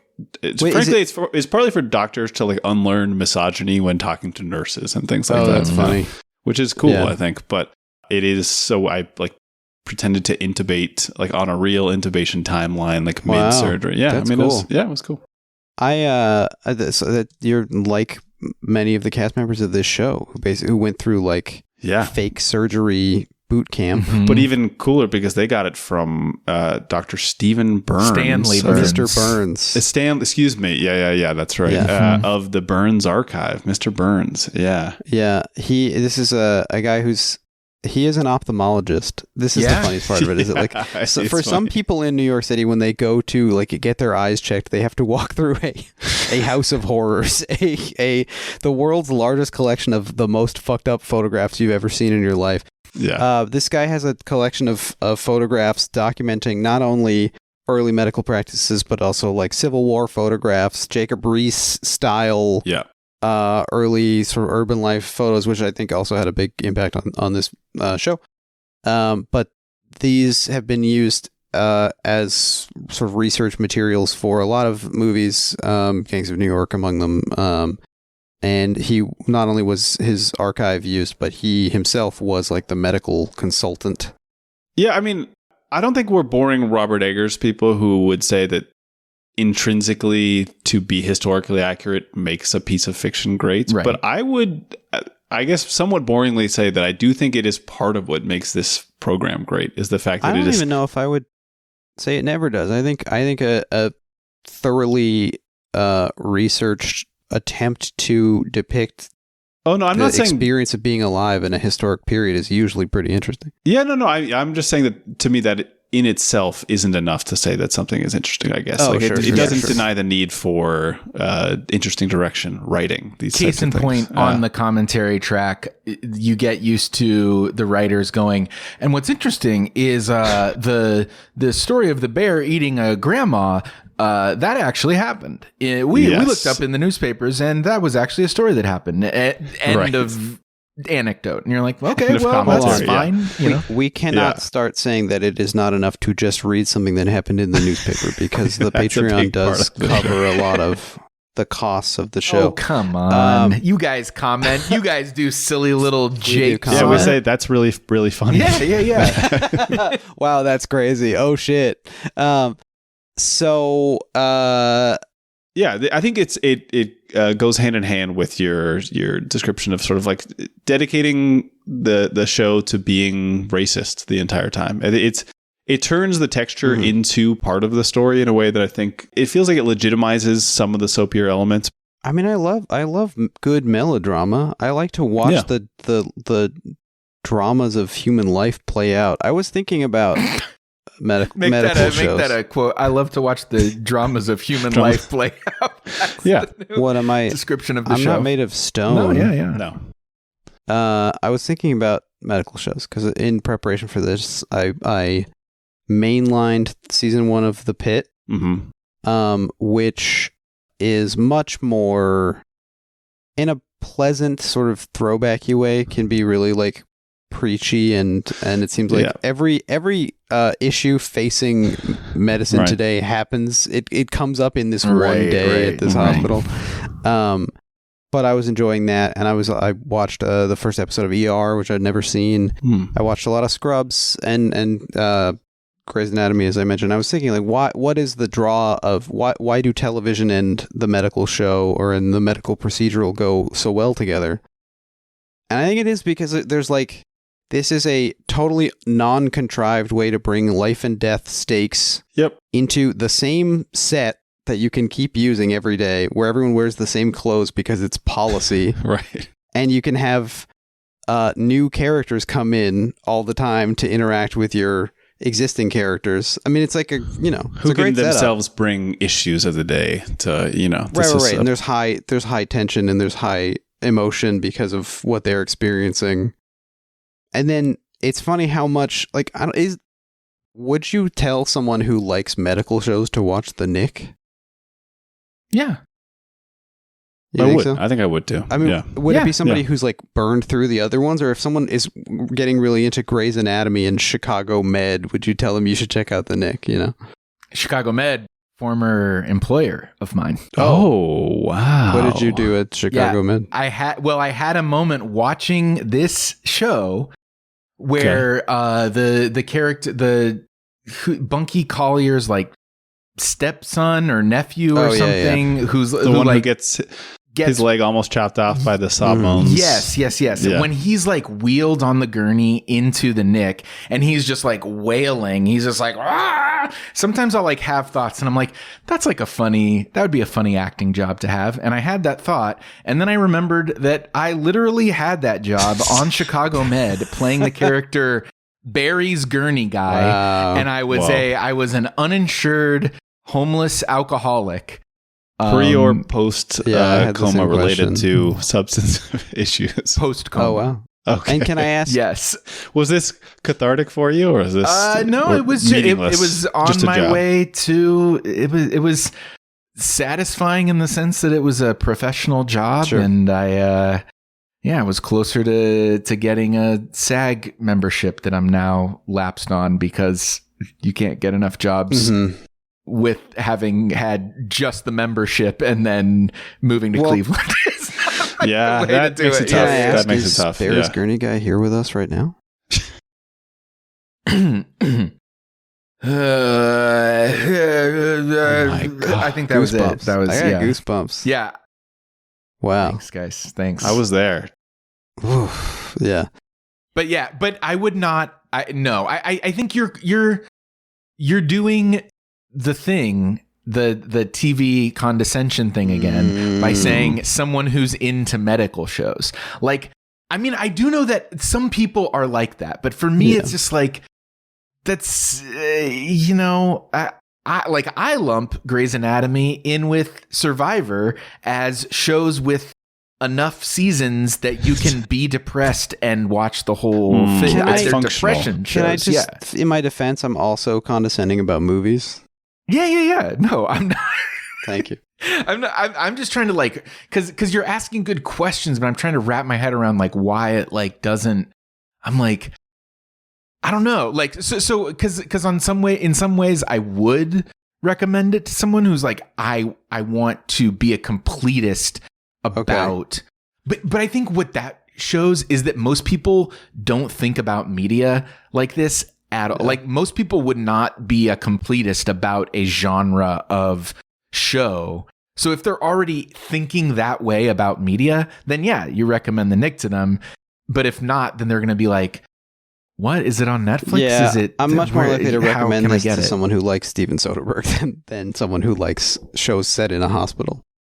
We haven't mentioned these, specifically Thackeray and also Christensen, his mentor, are roughly based on Dr. William Halstead, a real doctor. Yes. Fucking fascinating guy. Yeah, so, super fascinating. I mean, this guy basically like he didn't pioneer, but he like spearheaded like antiseptic techniques in surgery. He was like, we should wash our hands. Right. Took ideas from Lister and was like, this should be a standard practice. Yeah, Lister of Ean fame. What's your name? It is of Ean fame. You're right. Yeah. Invented the mastectomy procedure, the radical mastectomy for breast cancer. I believe he invented or helped to invent the system of residency for medical students, which is tied to the fact that he had a extremely serious substance addiction. Yes. And that may be part of why, for example, residents will have, or used to have, like 120 hours on of work as like a regular practice. Because the guy who invented it had a bunch of coke in him. So yeah, this guy, like, he invented like half of all modern medicine and also was on a ton of cocaine and then later on morphine that they gave him to help him stop doing all the cocaine. It was just like a huge part of his life constantly. And I think it's interesting that the show is taking this person, because I think if we're talking about these gray figures that you mentioned, Dave, this idea of like people who are you guys see them too? Yes. Yeah. Enter the Void style. These people who are contributing something real. Oh, wow. That's great. Really Spalding. Wow. No. I didn't say it. Okay. Yeah. Not me. Getting head up. We'll get into it, but I did see that the guy who plays Bunky Collier is like a monologist. He's like a New York-based, of course, one-man show guy. That's why he's sitting behind a desk. Like, what's that guy's name? Mike, who did he got in trouble for making stuff up about visiting the iPhone factory. Oh yeah, Steve Rannazzisi. Yeah. I'm sorry. The gray figures, Ian. You were ready to go somewhere. Well. Oh yeah. No, I mean, there's a book that I guess, I don't know who was pushing this. Soderbergh, I saw mention it, but I guess a bunch of people on set were encouraged to read this book called Low Life by Lucy Sant. And this book is very good, I will say. I'm going to be honest, guys. I hear about a book that people were reading on set, like a bunch of dopey actors were reading to prepare for a program. It's like Paulo Coelho. I was like, this is going to be a real piece of shit. I enjoyed. I didn't get much farther than like a third of the way in, but I liked it. It's kind of poetically written. I guess Lucy Sant writes a lot for the New York Review of Books. I'm not familiar with her work. What's the book about? It's about specifically the period of New York. I think from something like 1850 to 1914. And it's kind of, it's in the tradition of McDeasy and these other people who write about like the slums or like the outsiders or the underclass of a city at a famous time. So there's a lot of consideration for different groups. She gets into immigrants and orphans and illegal practices and all this stuff and how this all overlapped. But specifically in the introduction, she talks about the idea of being fascinated by the past and the sort of like the mix of things that go into that. And I just want to read what I thought was a nice quote, which is, it says, recently it has become a category of trade under which are marketed the knickknacks and ephemera of past decades. In this function, it encompasses connoisseurship, fetishism, fashion cycles, and social history, and makes them all equally base coin. And I guess that is part of what I like about this stuff, about the show, is it's taking these figures of history, taking a Halstead, taking a Zinberg equivalent, and part of it is nostalgia, fetishization stuff. Part of it is trying to use this as a window into understanding social issues that were constantly evolving and changed like from year to year, but now we lump them all in together. Part of it is just like an interest in something that we understand better than our current life, right? And I think inherently makes it like an easier subject to address. Not that it's a closed book, but I think to be able to say, compared to, just to pick a random example, the United States bombing a school in Iran, which is very hard to make sense of and hard to understand, how does that fit into what America is? To look at something like the 1900s, like early 1900s, I think provides kind of like a fixed point that we can say, like, here's what came before, here's what came afterwards. We can see what was developing, we can see what's on the horizon. And I think and for television, I think it's really good because you can do a little bit of that in each episode. And I think that's appropriate. Well, I think one of the things that's well put. I think one of the things that the show does well, one of the things I like about it is that it complicates the great man theory, not just by like showing that he beat his wife or whatever. That's a classic thing, but also showing literal like piles of blood on the floor. Like I was looking at the earlier films about like great doctors or whatever, and this was a fairly popular subject in like the 40s, and it's just whatever, like John Garfield in a lab coat with a test tube saying "Eureka, I've solved it," but like the reality of, as the show shows us, the reality of like medical discovery is like a lot of fucking dead people when they tried a new thing and it very obviously didn't work immediately. Yep. And it's not exactly a trail of bodies like like when you tell the story of American Empire or something, but it's like, it's literally messy. It's literally like a questionable legacy in terms of whether the end justifies the means. And obviously, if you figure out the inguinal hernia, well, that one doesn't involve a lot of death, but the placenta previa procedure has really saved a lot of people's lives. But, tell that to each mother and child that died horrifically in this operating theater while a bunch of stuffy guys went, I say. And that's an example of something that they were on the right track. I mean, I think the show also covered, to think of modernity, to think of like a radical departure from the past, you can just pick a direction. Doesn't mean it's the right type of departure, right? Sometimes they're suggesting, like, I mean, the John Hodgman moment in the show where he is podcasting zone. Yeah. I mean, it's really something to see him without glasses on. It really it's a weird feeling. Yeah. But there's a moment, for those who don't remember, where he is treating Gallinger's wife, and he believes that all the diseases of the brain can be traced to infections, which is why he removed all of Gallander's wife's teeth and the teeth of his children as a preventative measure. Yeah. And then he says, if that doesn't work, we can go tonsils and colon next. Yep, I'm just like, right. How much are you going to take away? Right. Yeah. Yeah.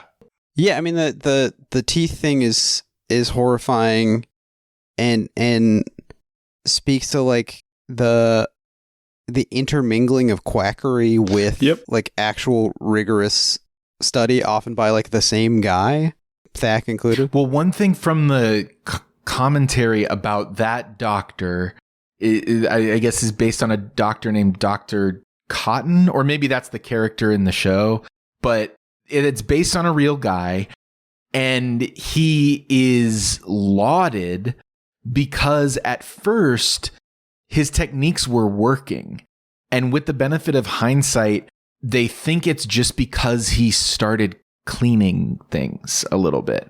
And then he started faking and doing all the teeth stuff. But like at first his methods were working, but just not for the reasons he thought. Yeah. I was just watching a lot of this stuff through the lens of like, where does like RFK Jr. like fit in with this shit, Well, first of all, he was dating Soderbergh's first agent, so that's so he was busy right. doing. Yeah, when she died tragically. I mean, yeah, let's talk about it. Let's connect it to some Soderbergh stuff too, because FPG had watched this at least first season like many years ago, and I went in the other room because it was too gross for me at the time.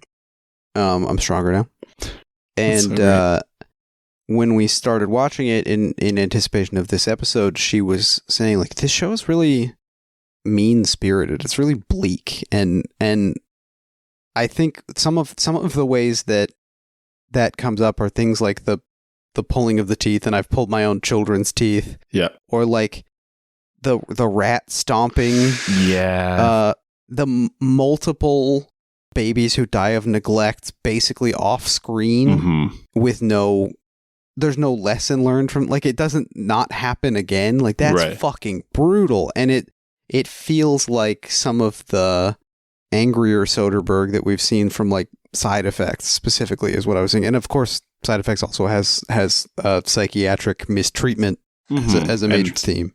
I also think that something the show does very effectively for me is, if we're talking about shifts to a different time period and trying to actually faithfully portray that, not just in the trappings, but in the like way people are approaching life does just come across as less valuable because people are just being like run down by carriages and stuff. And because the things that can kill you are so numerous and they just abound. It's not that the people seem like less human or something. I'm not trying to villainize the past in that sense, but there is just like a real awareness that just like life isn't, you just can't hold on to it. We just don't have the tools to keep you alive. And then there's and financially, I mean, the immigrants, as they talk about, just like waves of people who are arriving, it's just inevitable that a lot of them will be dead, right? And the ones who will survive maybe will make a name for themselves. I mean, it took me a long time. It was like within the last couple of years when I sort of learned that the whole thing about life expectancies being so short in olden times wasn't that no one ever lived to 50. No. It was that so many people died at like, it's like an infant mortality 1 thing. or 20.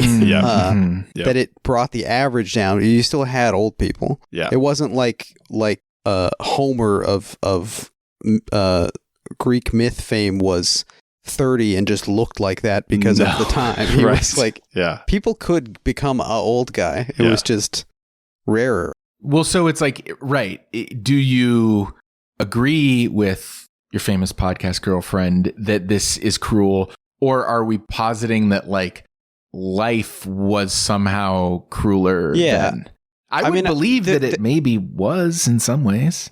I think so. I think Soderbergh also is kind of a stinker, and he likes to be kind of edgy, or there's a level of like, can you believe I just did that to some of his work? I think also it's interesting to compare him. Obviously, there's a lot of parallels between Thack and Soderbergh in terms of innovation, and trying new things. I mean, also Edwards, but I don't think Soderbergh's comparing himself to Edwards nearly as much. this is another guy who innovates, but like you would imagine the guy who kind of can't have like a typical relationship and is sort of prickly or distanced. I mean, you don't hear stories about Soderbergh being like difficult to work with. Famously, people come back again and again because they enjoy it, but you know, his personal life is not beautiful triumph necessarily.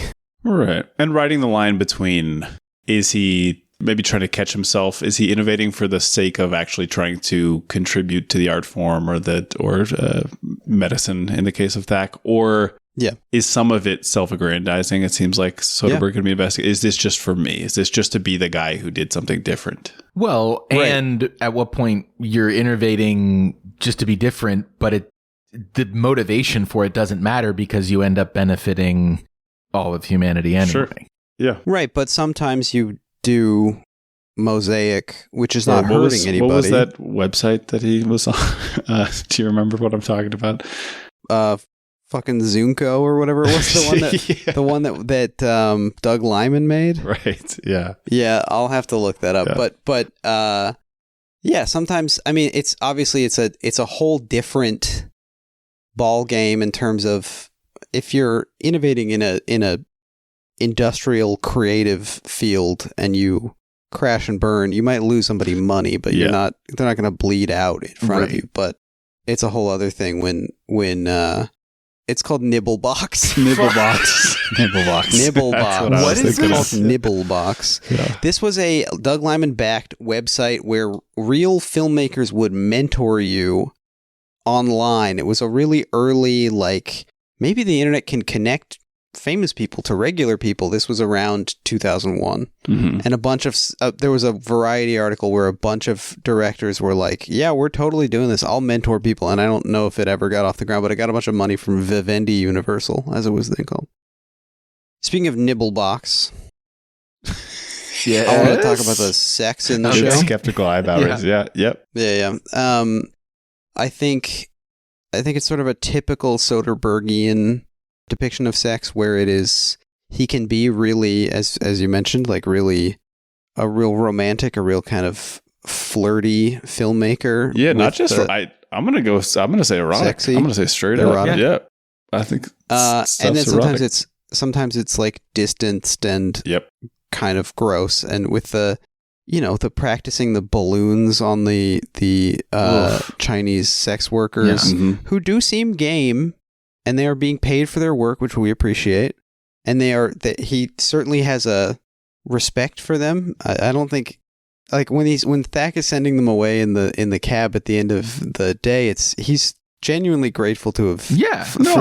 I think they fall under the umbrella of like people he has come to respect for their contributions to his life. His friends, basically. Yeah. I mean, some of the people he spends the most time with. Right. But then also, like, it's I wouldn't call that a sexual part of the sex of when he's talking about inserting basketballs into their against their cervixes. Birdie is certainly like yes. He's got a kind of boyish titillation. Yeah, absolutely. Yep. Other Soderbergh connections that you guys noticed, the drugs, obviously, we'll talk about in a second. Well, the style wise, the thing that I forget if you all have like brought this up. Did you detect the show having a certain style to it? But the specific move of when I do a podcast and I've listened to the commentary, I do need to mention that as much as possible. So I'm just letting you know that's what I'm doing right now. But that's brave of you. Thank you. But I think you guys have brought it up on the show before, where he will think of scenes as belonging to a specific character. And it's and he'll do it, especially, maybe it's just because I started noticing it more towards the last few episodes, but he will the example I'm thinking of is when we said his Zinberg, when Zinberg is doing the surgery in their theater, and that surgery, the filming of it is just basically a slow close up into Thac's face, and his restless withdrawal face, or the board meeting where Robertson is calling the vote for them to move the hospital uptown. It's all about like the camera is focused on the one character to whom this scene is most important, that the story is being told through, and that so that is a Soderbergh style thing, and it made me realize that like.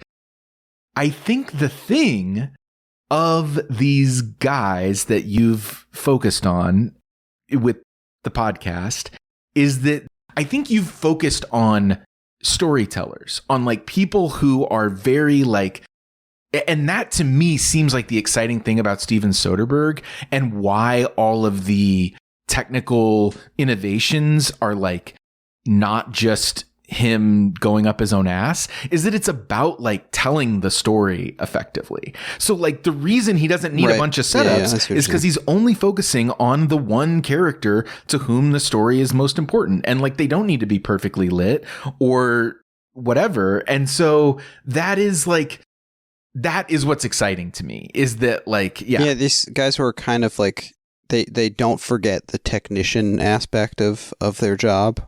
Where they're not agonizing over the art of it. It's like in service of something. Yeah, exactly. Yeah. And it's a narrative. So it's like the structure of like, what am I trying to tell people or show people the most?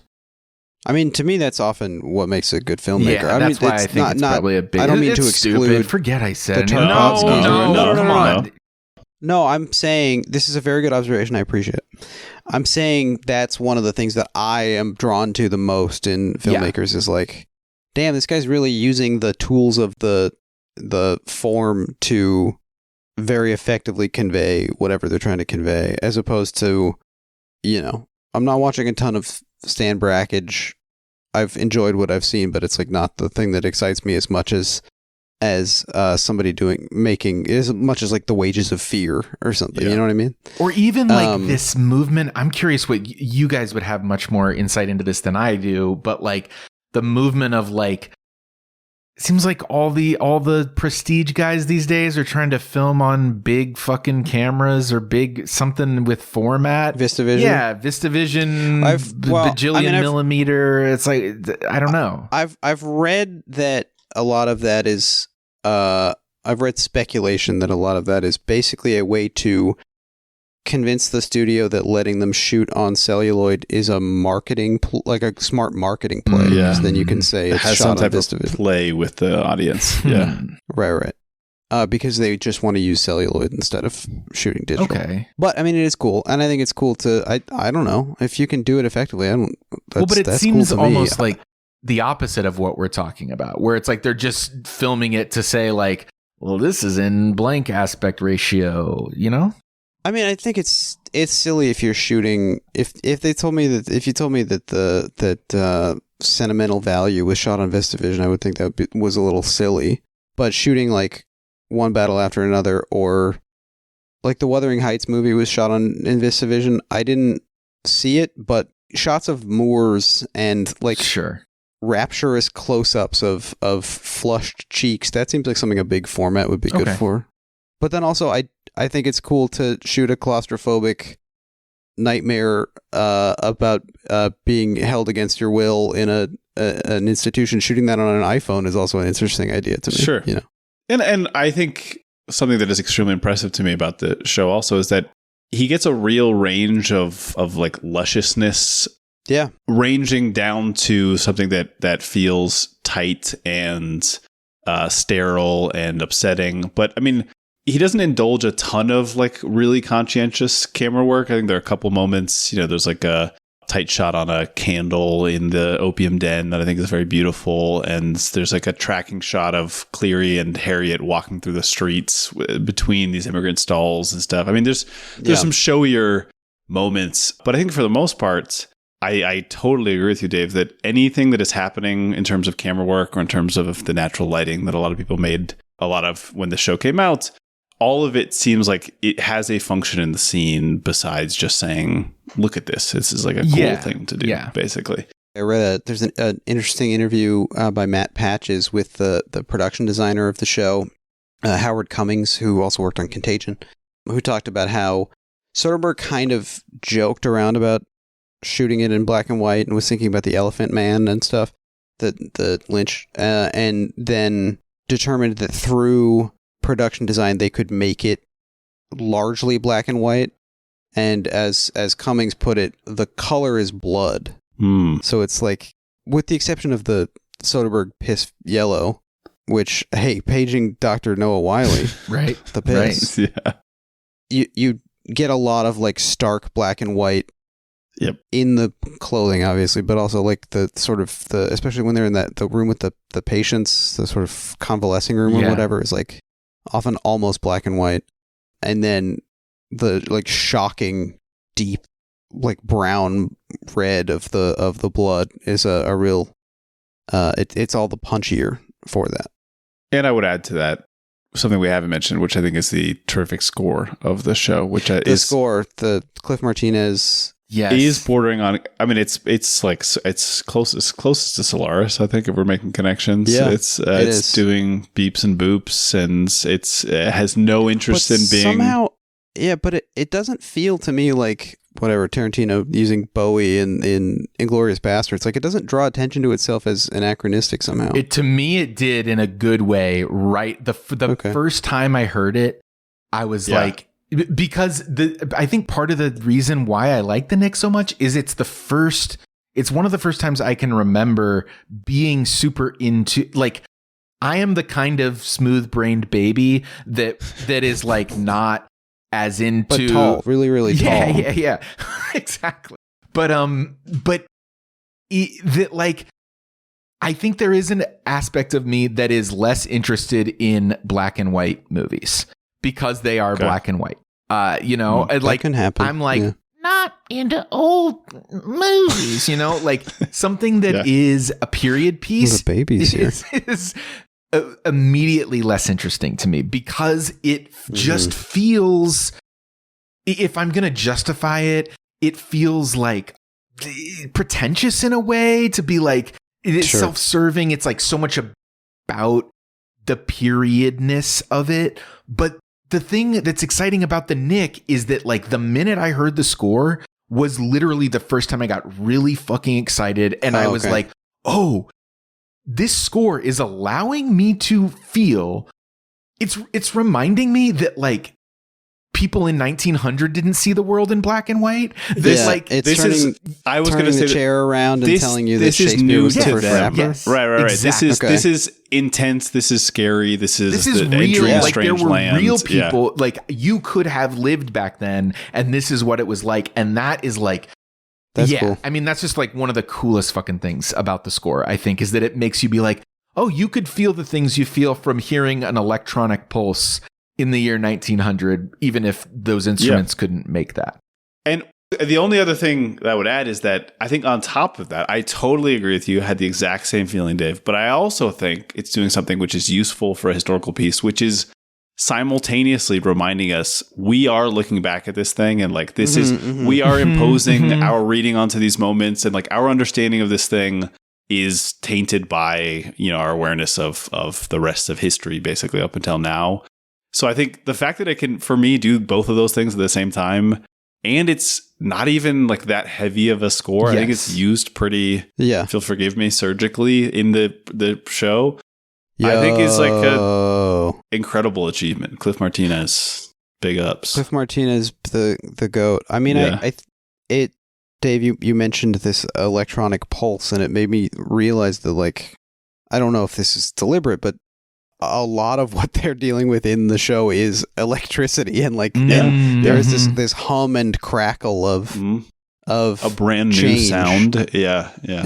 That's very interesting. I agree that there's a light touch to it. Like, I don't think it's overbearing. That's how I would agree with what you said initially, but it had a really productive friction to me the first time I watched. I want to talk about Typhoid Mary a little bit. Okay. Typhoid Mary, a character on this show. I don't think I realized that we were straight up getting Typhoid Mary. That's another one that sort of borders on the Mad Men It thing definitely to was. me. Yes, It's definitely. like we invite you to our daughter's wedding on November 22nd, 1963, or whatever. Right. Where it's a little too much dramatic irony for me, like a little too much kind of cutesy winky stuff. I agree. And it doesn't help that David Fierro, who plays Jacob Spate, he's one of the most TV guys in the world. I think his character is fun, but also I think from a slightly different show than. Yeah, he's a little he's too brusque and he's like a Looney Tune. Or He's something. fun This though. guy. I mean, if of all the parts that I wanted to he is play, fun. I was like, this is the part. Usually, I'll have a thing with my partner where You want to play the disgusting asshole? yes. Well, the thing, the joke I'll do with my partner when we're like watching a show is I'll like, you spend enough time like auditioning for things and like knowing like I'm not going to be cast in a Clive Owen role ever, Right. So usually anytime there's like a fat piece of shit, I'm like, that's the part that I would be auditioning for, and he just seems, he's having a lot of fun in that role. So and it seems, he's enjoying himself. Yeah. You check on John Gemberling's star meter every day, or you want to? yeah.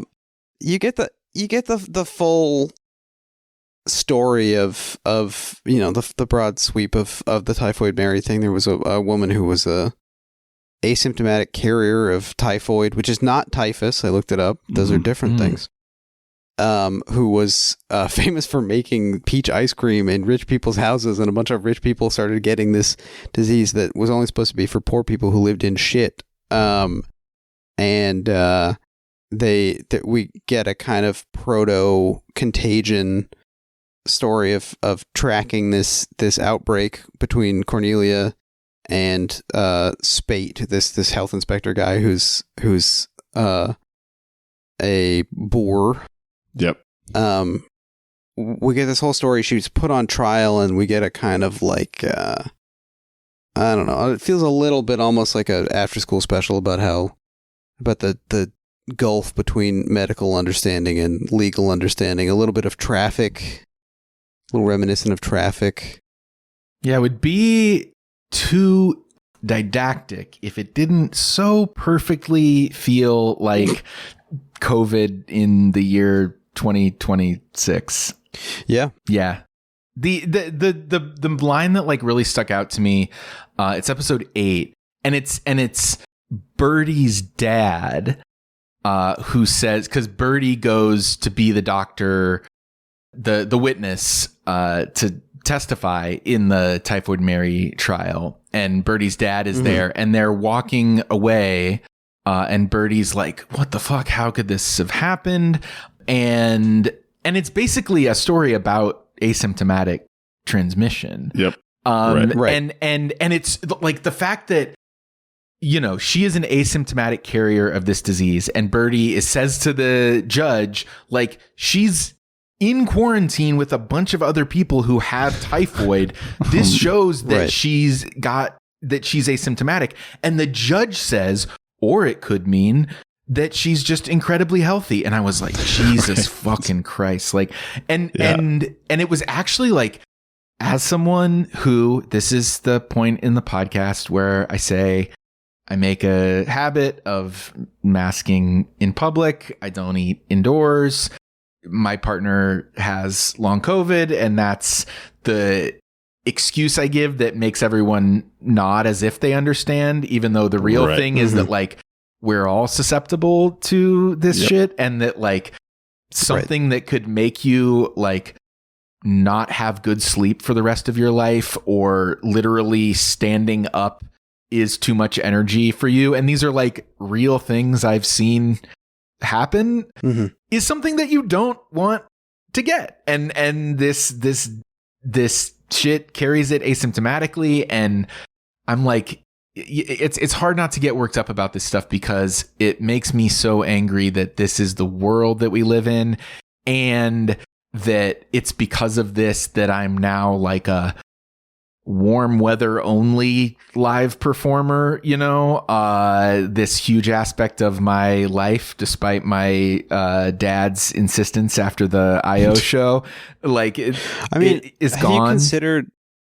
Have you considered like a place with sort of a milder climate, like Tel Aviv has a lot of Okay. performance venues.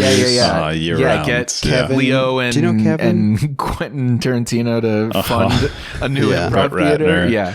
Yeah. But yeah, it's just it's so not only does that make me angry that that's the situation, but it also makes me angry that even like talking about this stuff, it's just like not what I want to give a shit about. Like, I don't want to know what the fucking ACE2 receptor is, or an ACE2. You don't want to know about our knots. Yeah. It's just like I hate it. But the thing that all that said, it genuinely comforted me a bit to hear Birdie Sr. say something to the effect of, it took 5,000 years for people to accept that germs make them sick. Mhm. It's going to take a little more time for them to accept that they can exist and not make them sick. And it's like, yeah, just those little pieces of knowledge.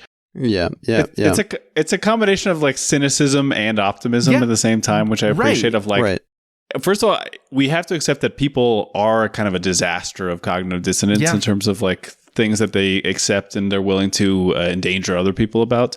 But also, things maybe have gotten better relative to the past, right? However long it took, that maybe people have come around on something slowly. It sucks to exist in the who knows how long it will be, the earlier 15 time. Exactly. years during which people are not accepting this. And it's like I saw a good tweet comparison I saw to it recently was like someone being like, it feels like everyone like lived through a house fire and now is like even more flagrant about ignoring flammable things in their home, you know, piling wood in the corner or whatever. They didn't die in the house and fire. I would be I would be burned fine with people just living their lives and doing their thing.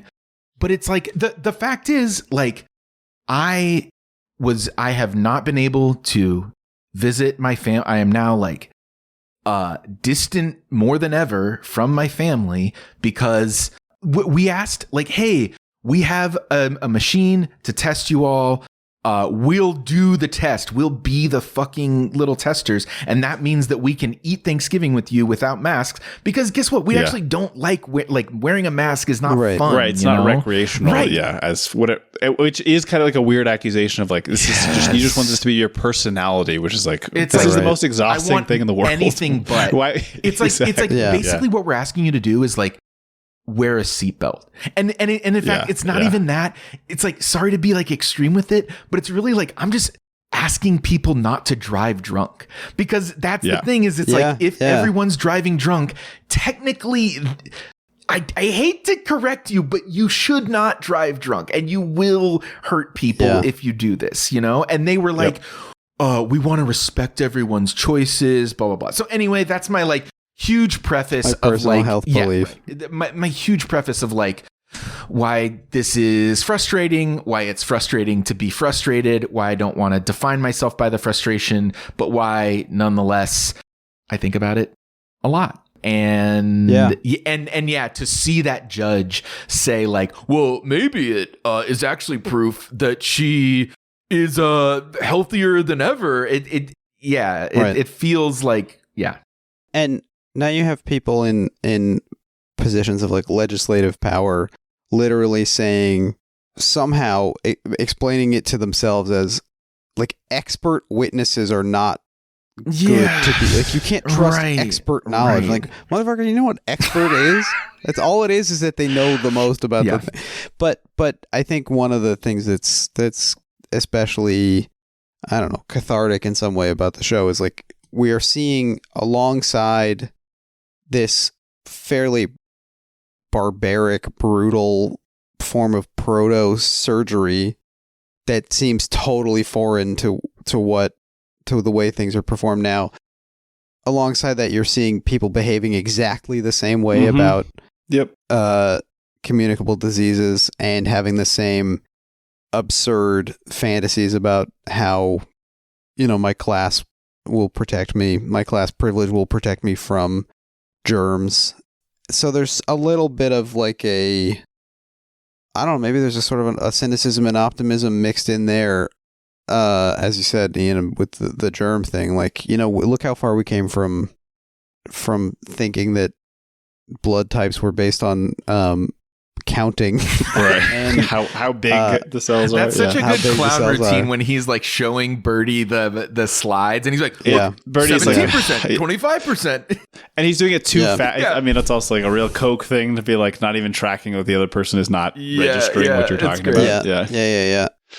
Well, it also like shows Thak's character so much, and the tragedy of this show that, like, as they're in the carriage, I think, to the rehab with Birdie, Thak is like talking about the I was so close. He said I was so close, and Birdie's like, no, you weren't.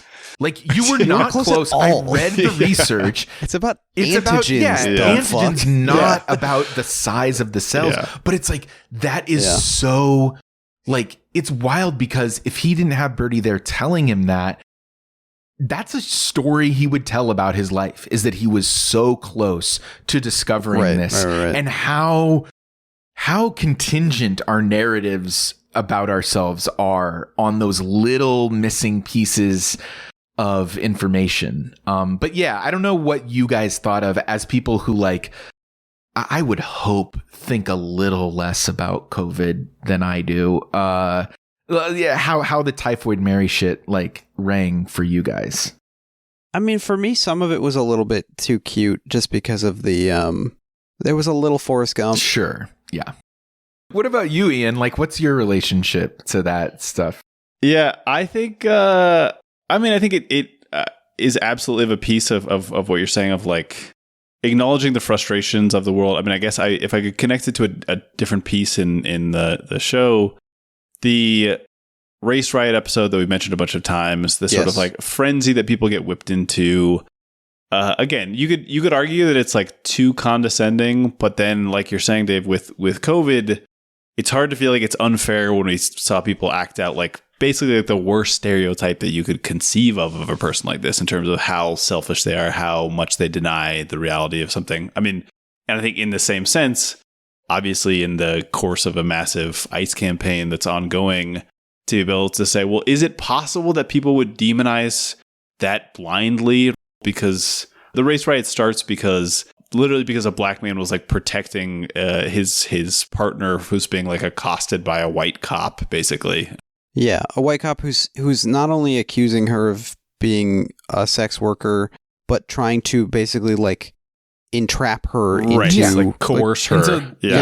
Like indentured servitude. Yeah. But obviously everybody here understands that it's not that individual, because how could a random black man that you pick in the street possibly be the person in a city of more than 1 million inhabitants?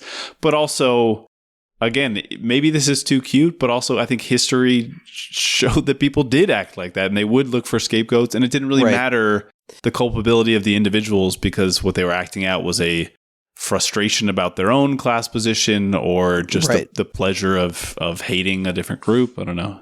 Well, I mean, the episode 7, Get the Rope, the race riot episode, which also sort of serves as not a bottle episode, but a kind of whole cast has to do something together episode, which again is a type of TV episode, but I think it's very pleasurable. It shines here. Yeah.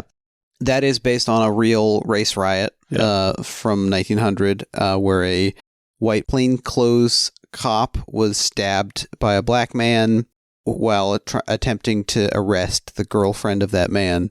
He dies. There's indiscriminate attacks against black people by white mobs. And even after the man who stabbed the cop is arrested in DC, like he flees to DC, he's arrested. The mobs continue. This is from August 13th to August 17th, 1900. So it's also very hot. It's, hot time summer in the city. Do the right thing. Famously, when tensions boil over, because people are miserable. And then there's accusations of police brutality and corruption by Tammany Hall, which we see little bits of. But I think there's things like that where you're invoking historical things, like the Watchmen show. Yep. Sort of basically serving as like education for white people about Black Wall Street and the Tulsa Massacre stuff. Tulsa Massacre, yeah. That stuff I think is I when a TV show does that or a movie or whatever, that's great to me. It's I think plus just a great bit of storytelling to have them like have to walk through the streets. It's like a zombie movie basically, pushing or something. people on gurneys. Yeah, So that yeah, and fucking big old Cleary pulling the ambulance so like a human ox. Yeah. I mean, that's the kind of shit where like that to me that felt like it transcended television, if only because I felt like it was movie style culmination of threads, but maybe that's just writing the whole thing out first because you don't have the chaff. Maybe it's more like a European television show where they let one person write the whole thing. That is true. And you know, compared to the Typhoid Mary thing where some of it is a little bit like who's been cast as Rumpelstiltskin on the new season of Once Upon a Time. And that I also think it was felt Robert Carlyle, by the way. I think that is right. Yeah. For Yellow episode also. That is true. Yep. Let's talk about addiction a little bit. Okay. Yep. Let's do it. Because it's a major theme of the show and a major theme of a lot of medical shows. Although I was looking at statistics of addiction among doctors, and it at the upper end it's about average with it's a little less than everyone else, but obviously it's a lot more dangerous if a doctor is high at work than if a guy in accounts payable is high at work. If a guy about to go into a coma running a tutoring company for 3-year-olds to get into selective enrollment preschools in Chicago. And then there's some, and then it was kind of cute looking at they'd broken down this study had broken down like favorite drugs of choice by different medical specialties, and it's like the anesthesiologists, they do intravenous opioids, and like the psychiatrists do benzos, and the surgeons and emergency care doctors are big drinkers, and then oddly pediatricians are pretty unlikely to develop substance abuse problems. They're taking those Flintstone vitamins. yeah. They're just bashing the dinosaurs together and saying, you know, that's enough. But Dave, as someone who's been around addicts, perhaps inescapably around one of them. Yeah. What did you make of the depiction of drug addiction in the show? I bought it, especially as someone who feels pretty like confident in, which is always a risky thing to say, but in my sobriety, I can enjoy this stuff in a way where I'm like, hell yeah, brother, sort of way, you know? And the ultimate moment of that in this season for me was when it's like as Thack is really starting to like crash out and all of the shit is hitting the fan. And it's one of the many moments where Bono's daughter is like going to him and being like, how can I help you? And he just looks her in the eyes and they have this like, and just the line delivery, all of it. He's like, you can get me an ocean of cocaine. And I was just like, yeah. It's a great line. Yes. I and as really an addict, line. I'm like, that is absolutely the feeling I want, is to be drowning in an ocean. I mean, but you know, the reason I used stuff, the reason I watched 40 seasons of Survivor in 4 months with 8 years of sobriety under my belt was that like the desire is oblivion. The desire is not like a high. The desire is like my brain is attacking me. I need to escape from this. You're totally, that is the famous thing also about specifically like something like a cocaine addiction, right? Is that, I mean, there is some chemical dependency, but it's also just like you stop knowing how to be comfortable with your emotions, which you have been keeping at bay for so long. And then to stop doing cocaine would be to basically like feel all of those things again, right? Right. Well, and that's why they in 12-step programs and stuff, they tell you not to like get into a new relationship in early sobriety, and I appreciate a a story about an addict, like a high functioning addict who like doesn't pull it off. He doesn't like. I like his little pharmacy heist for that reason, because it seems like he's going to get away with it, and there's like, no, of course he doesn't. Why would he get away with it, right? It's like, I mean, he's like a guy who's jonesing, and he's going to get caught. But then wheels are greased, and because he's that's the flip side, important and specifically important to like the reputation and white and wealthy he's important, but he's important to the reputation of an even wealthier, even whiter guy, right? Yep. He gets to get out of prison.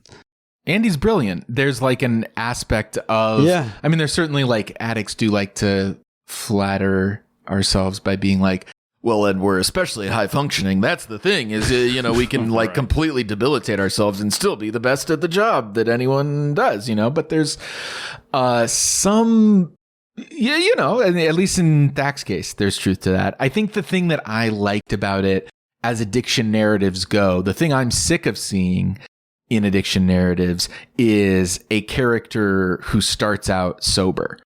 And you're like, the sober addict exists to relapse at some point during this show. Yeah. Well, understandably, it just feels super lazy. So they do the right thing by like, he is never sober during the show, which is... Yeah, it just keeps it from even falling into the trappings of like sobriety. Plus, this is like, 35 years before you're even getting like the modern 12-step stuff. I think there was like some religious, like a lot of it was religious. Yeah, guy.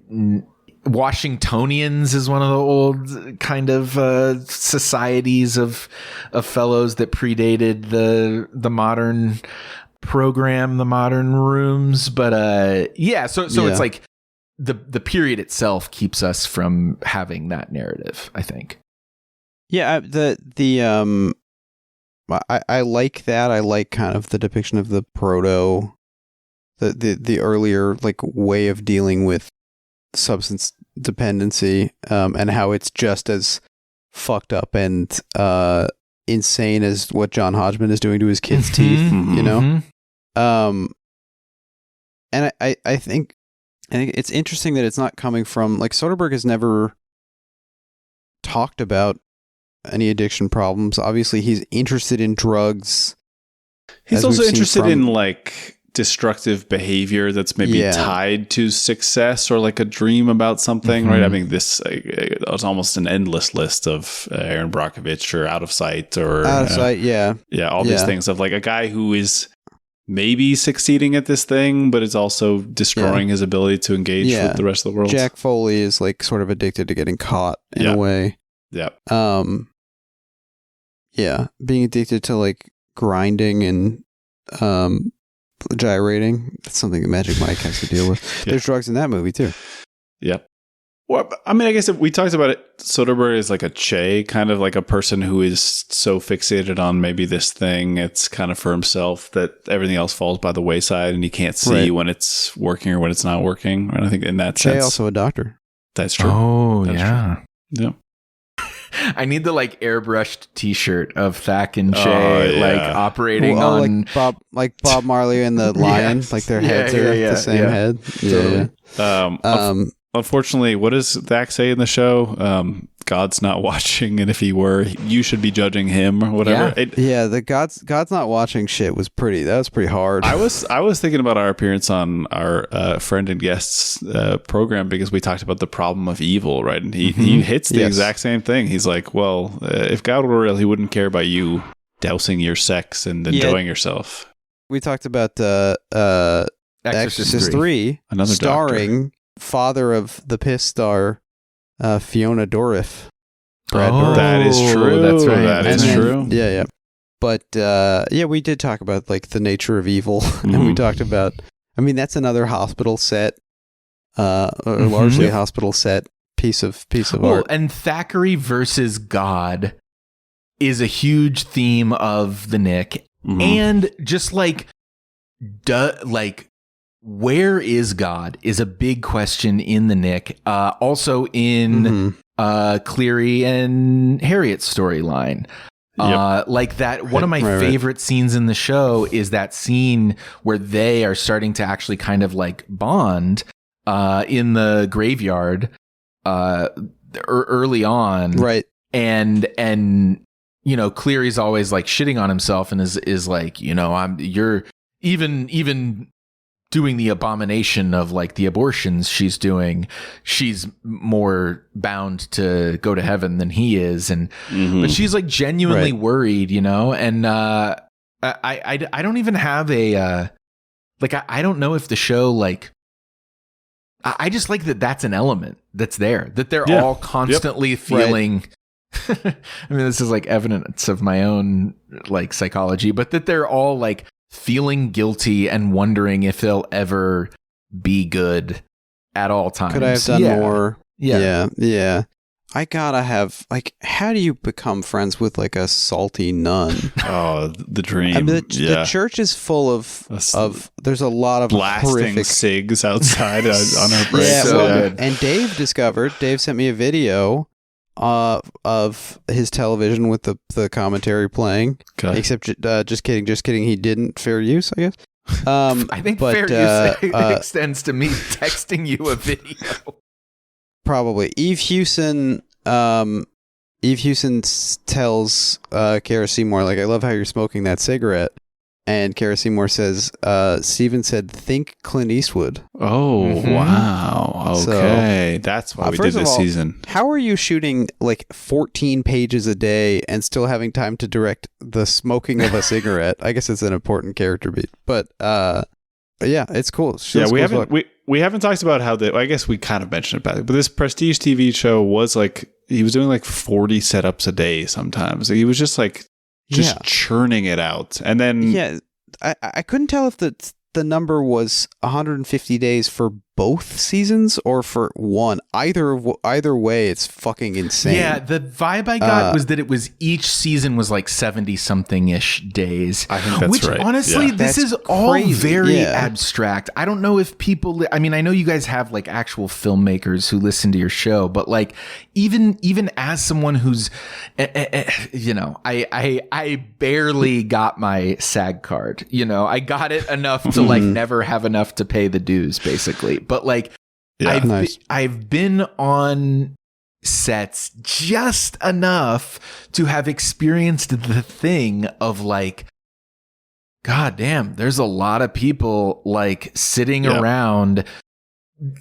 dialing in camera shots and stuff. And I mean, the other thing, I don't know where this fits in the prestige TV conversation, but like Friday Night Lights, I remember them talking about like always having like basically 3 cameras going during every scene, just for coverage efficiency. You're saying of like, and it's like they did it on I Love Lucy too. Okay, well there you go.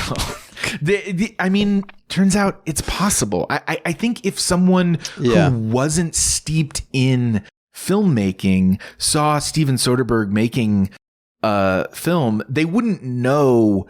They would think it was normal. Well, maybe not normal, but they wouldn't be like, they wouldn't see all the steps he's skipping, because some of these are just like entrenched in labor, like Hollywood labor, you know? And like the handheld shot of Eve Hewson on the bike, which I think is a gorgeous shot of her arriving, and it's like so incredible that we're meant to capture Thak's like mind freeing itself from him for a moment, right? He's like liberated in watching this.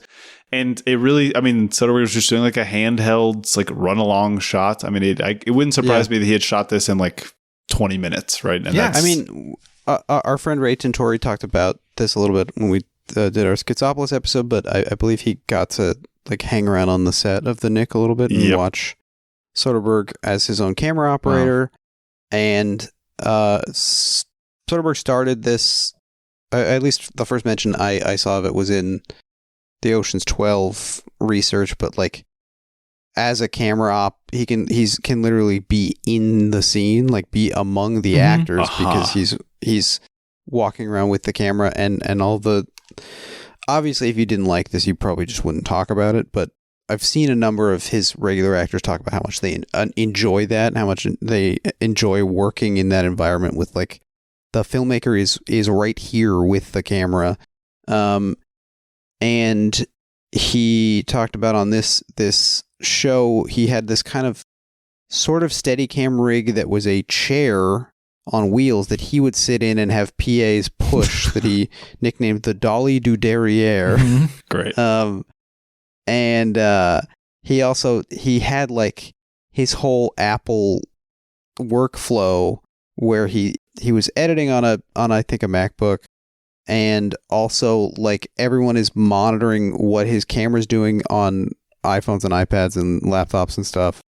And he's able to pull things up and show people, constantly showing people dailies like of that day on an iPhone or whatever. But like cut together daily, I think he says. He didn't want to bother making up separate dailies because he's like, it's a waste of time. I'll just basically cut the actual show and then just show it to people. Then famously, he would start cutting that day's work in the car on the, like, he's got a driver taking him back to his house. He's cutting in the car, and then by like after dinner, he's got a rough cut of the day's work. And then I think we've also talked about him using like audience response or like reshoot periods to change the direction of his story. And I don't know if you guys read this thing where they ended up with a Christmas break like 80% of the way through the shoot, and then they all got together and like rewrote not just what was left of the show, but like what they could add. They like watched what they had up until that moment, and he liked it so much that he repeated this for the second season because I guess it seems to pair well with its idea of like running and gunning, but trying to be reflective and saying like, well, I'm still taking this seriously. He's not a Clint Eastwood who's just like, okay, checking the box and I'm done. Right. You want to waste everybody's time. Yeah. Getting your South African accent.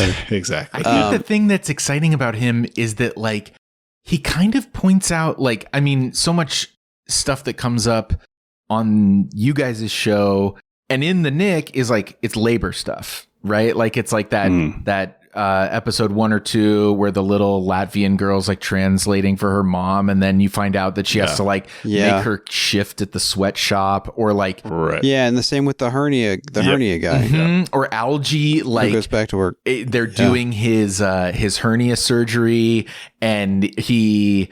Or no, not his hernia. They're doing some procedure of his, and he is like, he angles his way to get involved in the surgery, and then withholds his labor while the guy is bleeding out. Yeah. He's striking. He does strike mid-surgery. Wildcat strike mid-surgery. And Soderbergh basically, I think Soderbergh is clearly like a brilliant guy who seems born at the right time to be making the things he does. But he also points out that like he just draws attention to the fact that like nobody does more than like an hour of work a day at their jobs.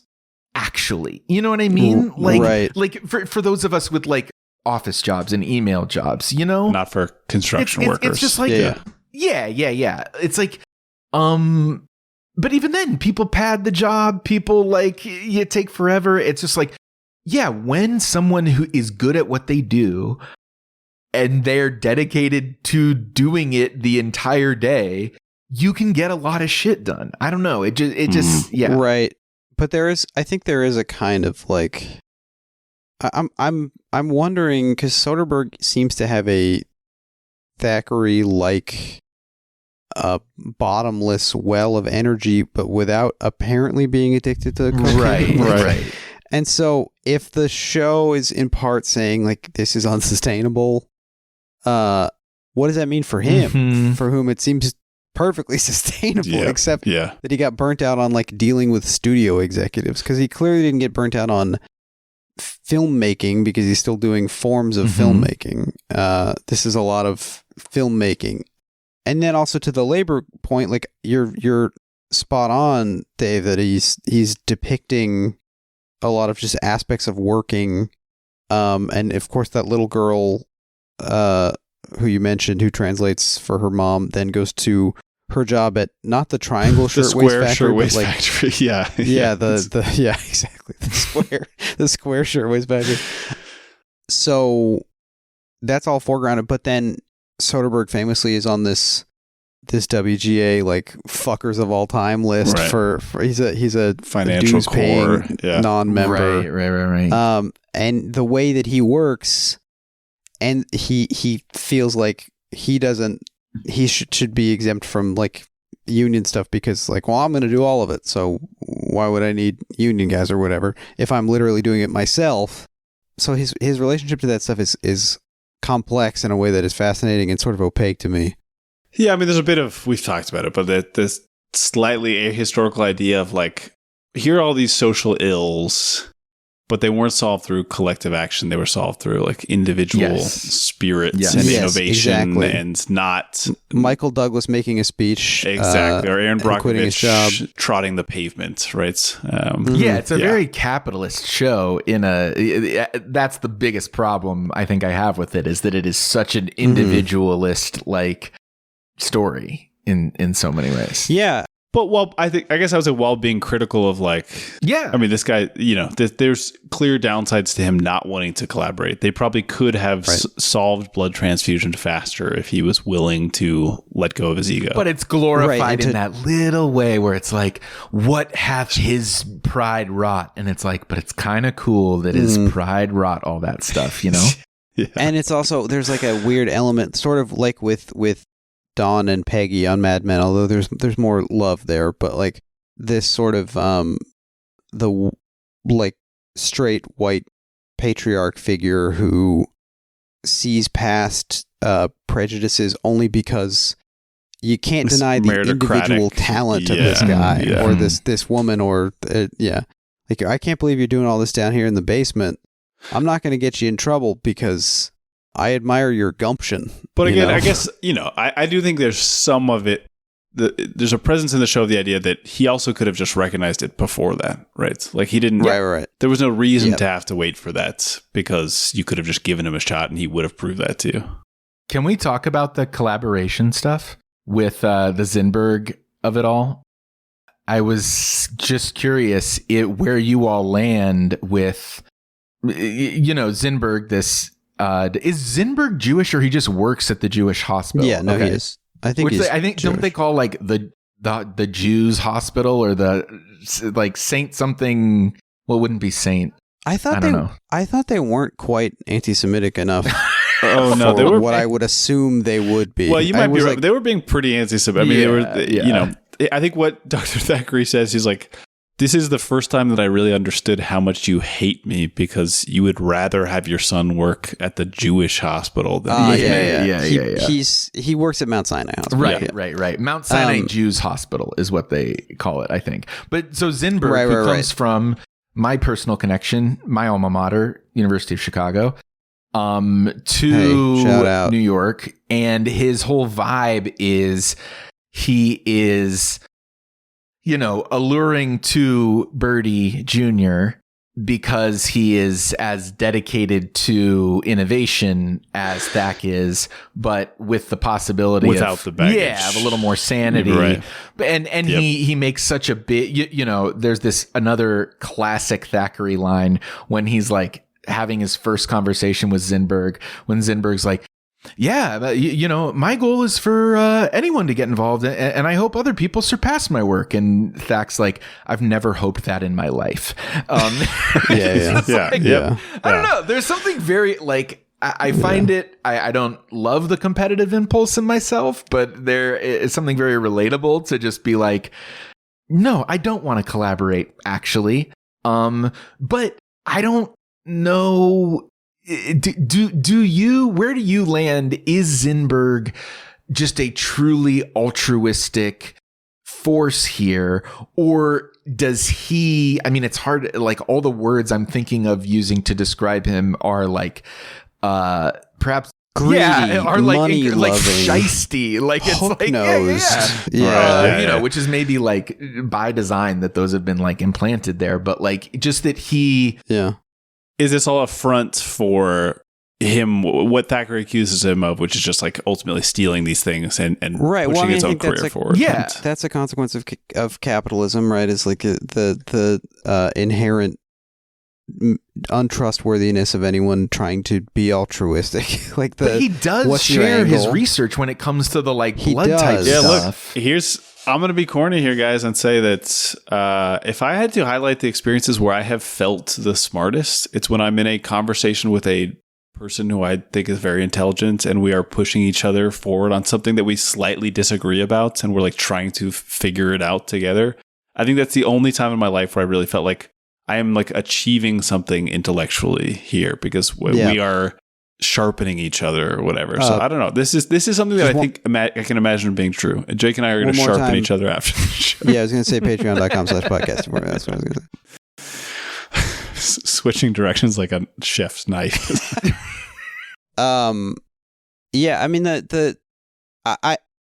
that's something that comes up in medical shows a lot. You get it in the pit, you get it in ER, you get it in whatever. It's like these almost like it almost approaches like socialist realism or something, like these sort of or maybe I'm thinking more of like a Capra-esque like optimistic depiction of when great minds just collaborate for the common good, how beautiful it is that and the the attending physician tells the resident like that was a great call you made, and they smile and it's like, damn, we're all learning here, people are helping each other out.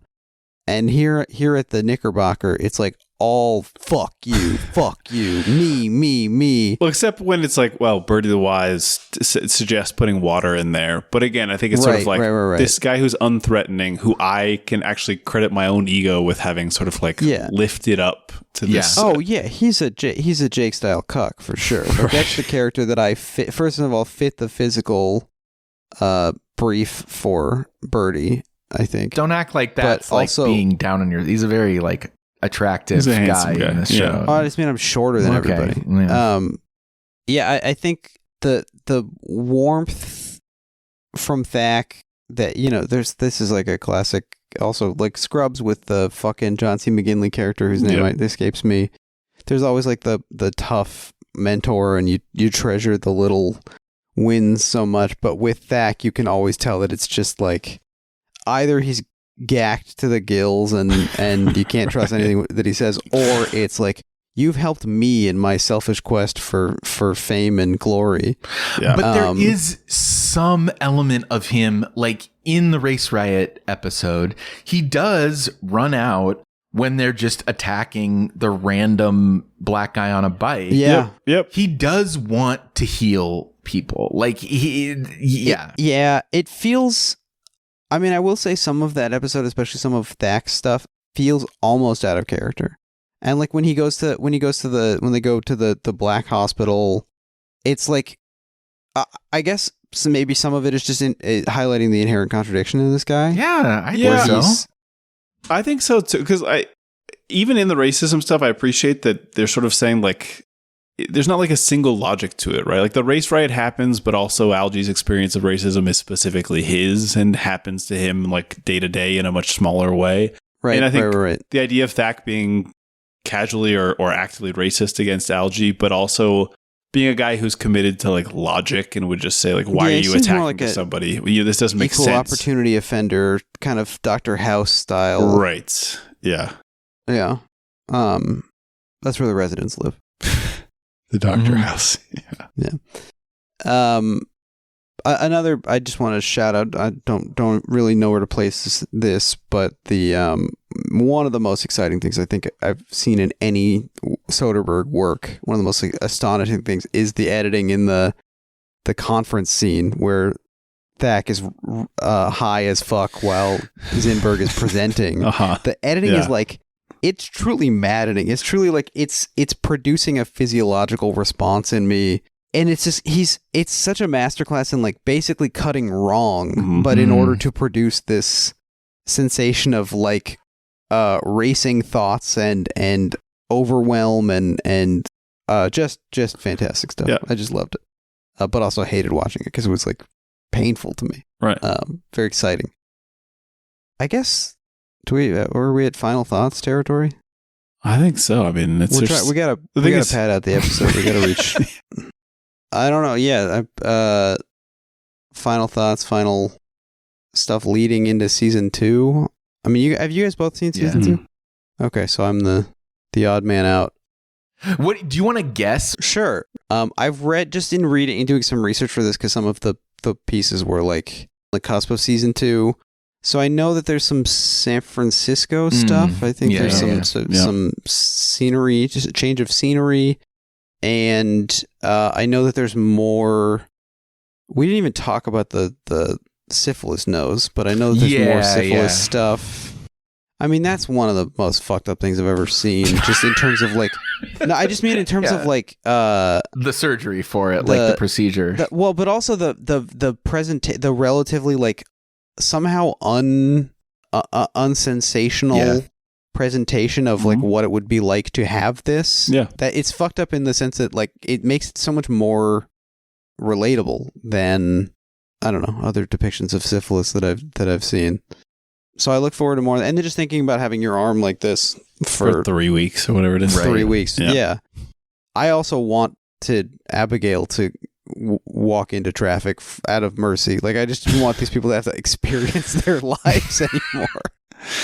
Oh, I also really appreciated how present day Thack has like the upper centimeter of his mustache trimmed, and then in the flashbacks he has the full mustache.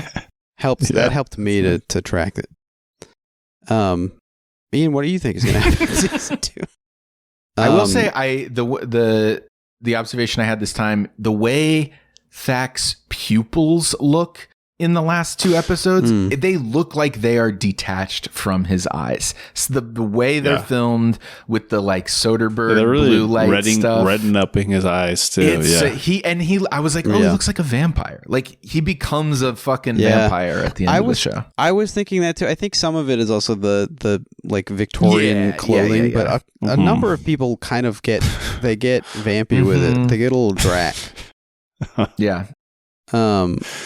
Also, apparently the white boots were a touch because they wanted him, were specifically like Bowie-esque touch, I guess. They wanted him to like look like the rock star that he is, as approached as, you know, for the liniment stuff. Like, they're a little silly, but especially for a guy who's going to have his shoot. But I agree with you. It is silly. I'd like to see you in a pair of white boots. Oh, thank you. And that's it. Patreon.com/podcast. Patreon.com/podcast. Thank you so much for the book. I don't know. Final thoughts? Otherwise?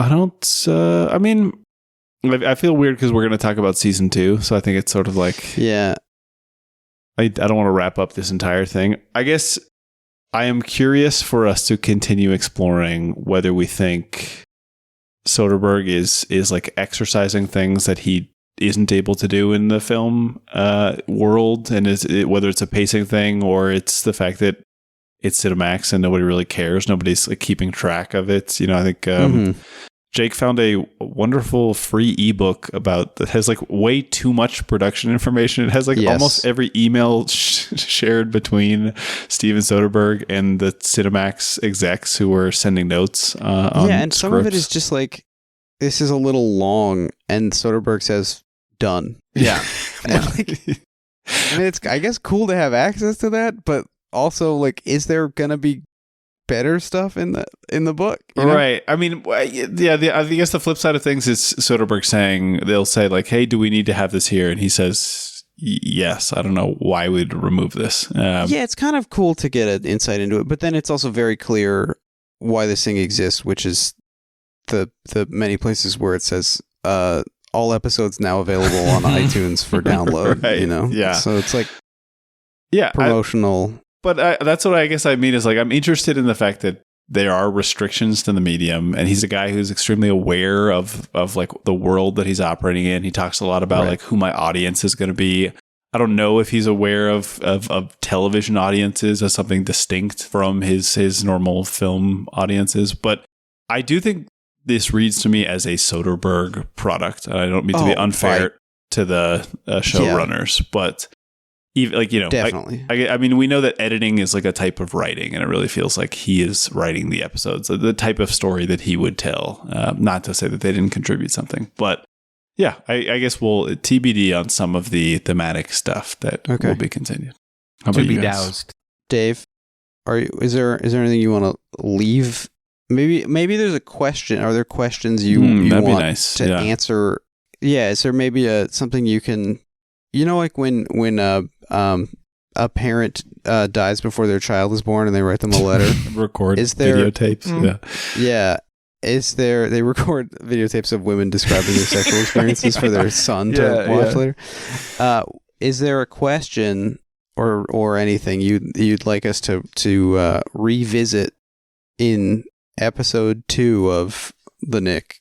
Yeah, that's a great question. I am curious if you think I mean, does Thak evolve? I guess.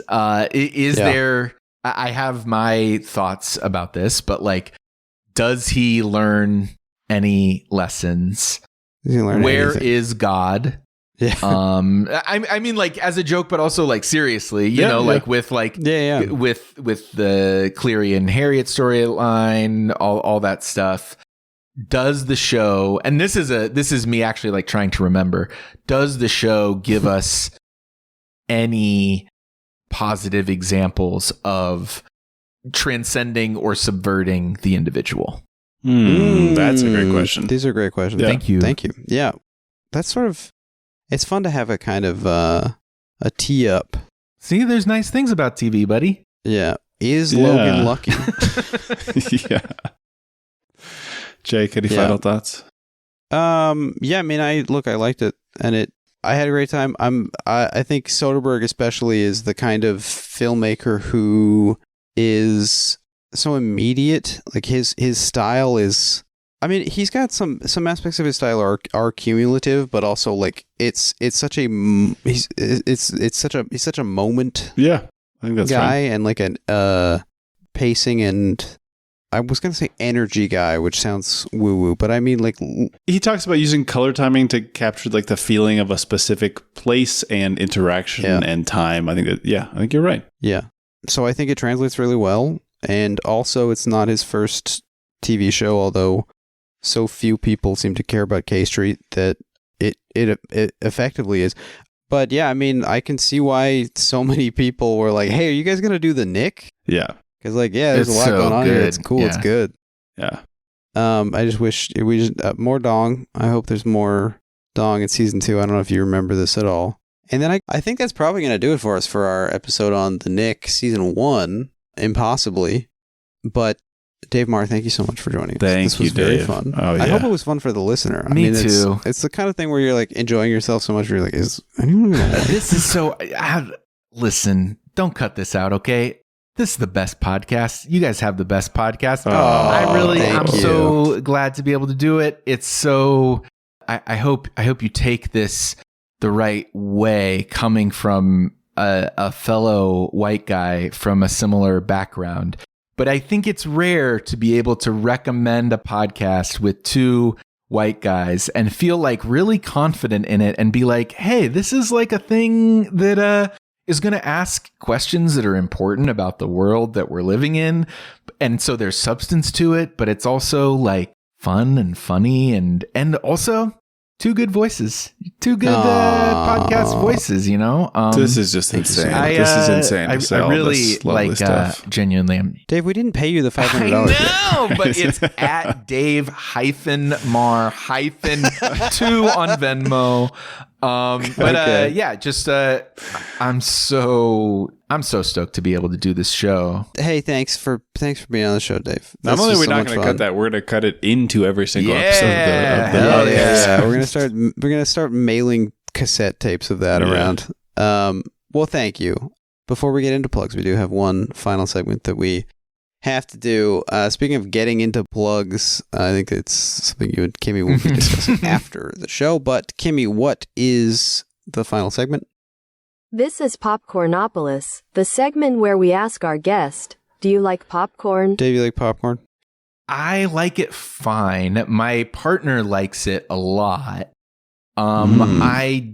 She especially likes the simple kind, the 3 ingredients kind of popcorn, you know? Yeah. A woman of taste. Yeah, it's great. which is but so whenever she makes it, I'll eat it, but it's not my sought out movie snack. What is your sought out movie snack? Big bowl ice cream. Oh, okay. Oh, Yeah. I'm imagining a salad bowl of ice cream for the first time in my life, and I'm so excited.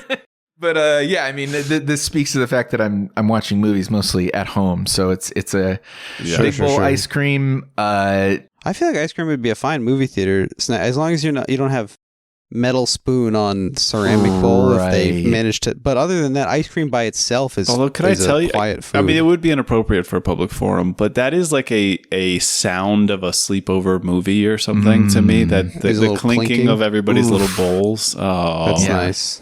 And then later, hands rustling under blankets. You guys never ask me this question. That's a good point. Yeah. Kimmy, how do you feel about popcorn?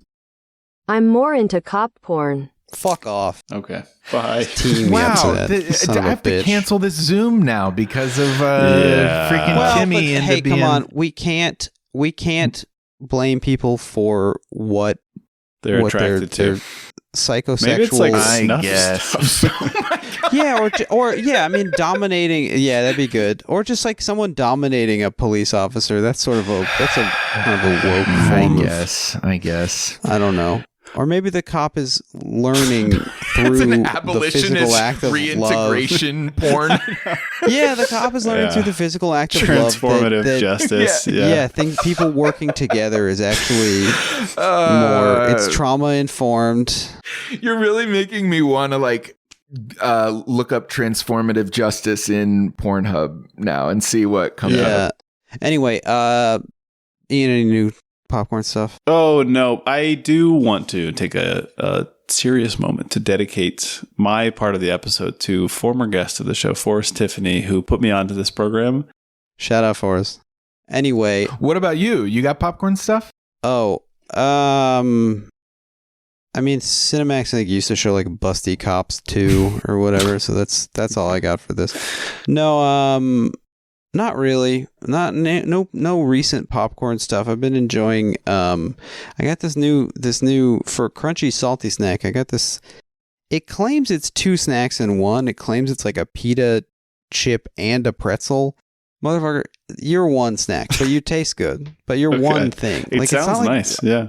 Yeah, it's good. I forgot what the brand is called. They're everything flavored, everything bagel flavored or something.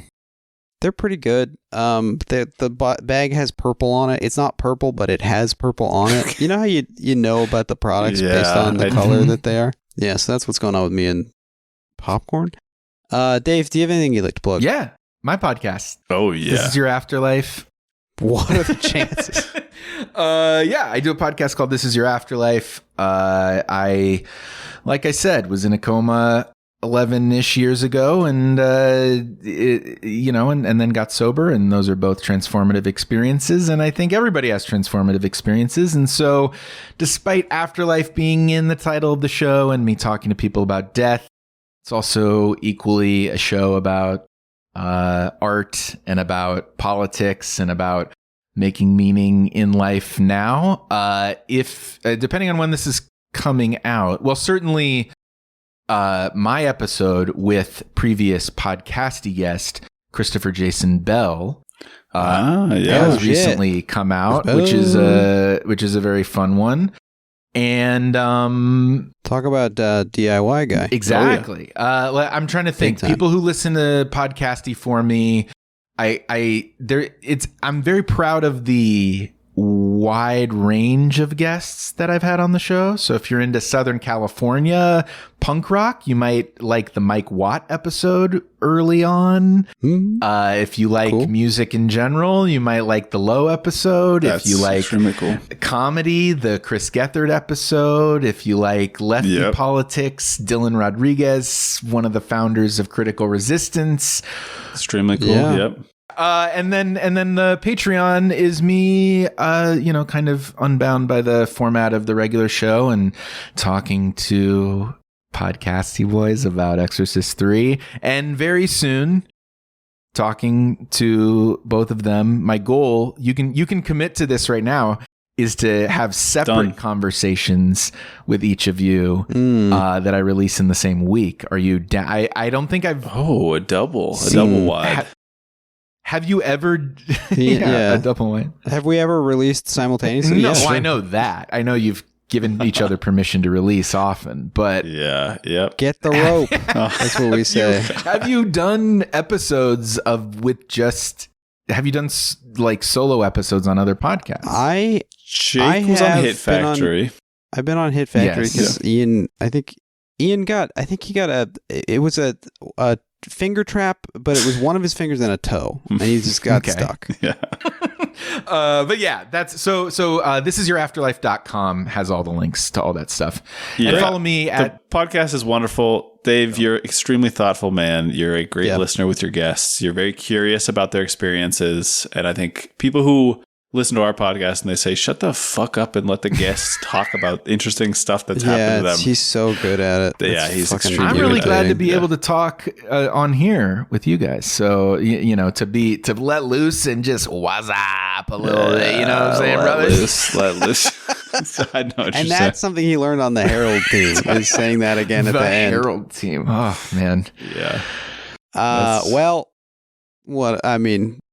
We did it. We did it, folks. We reached rehab and rack focus, and turns out it's heroin.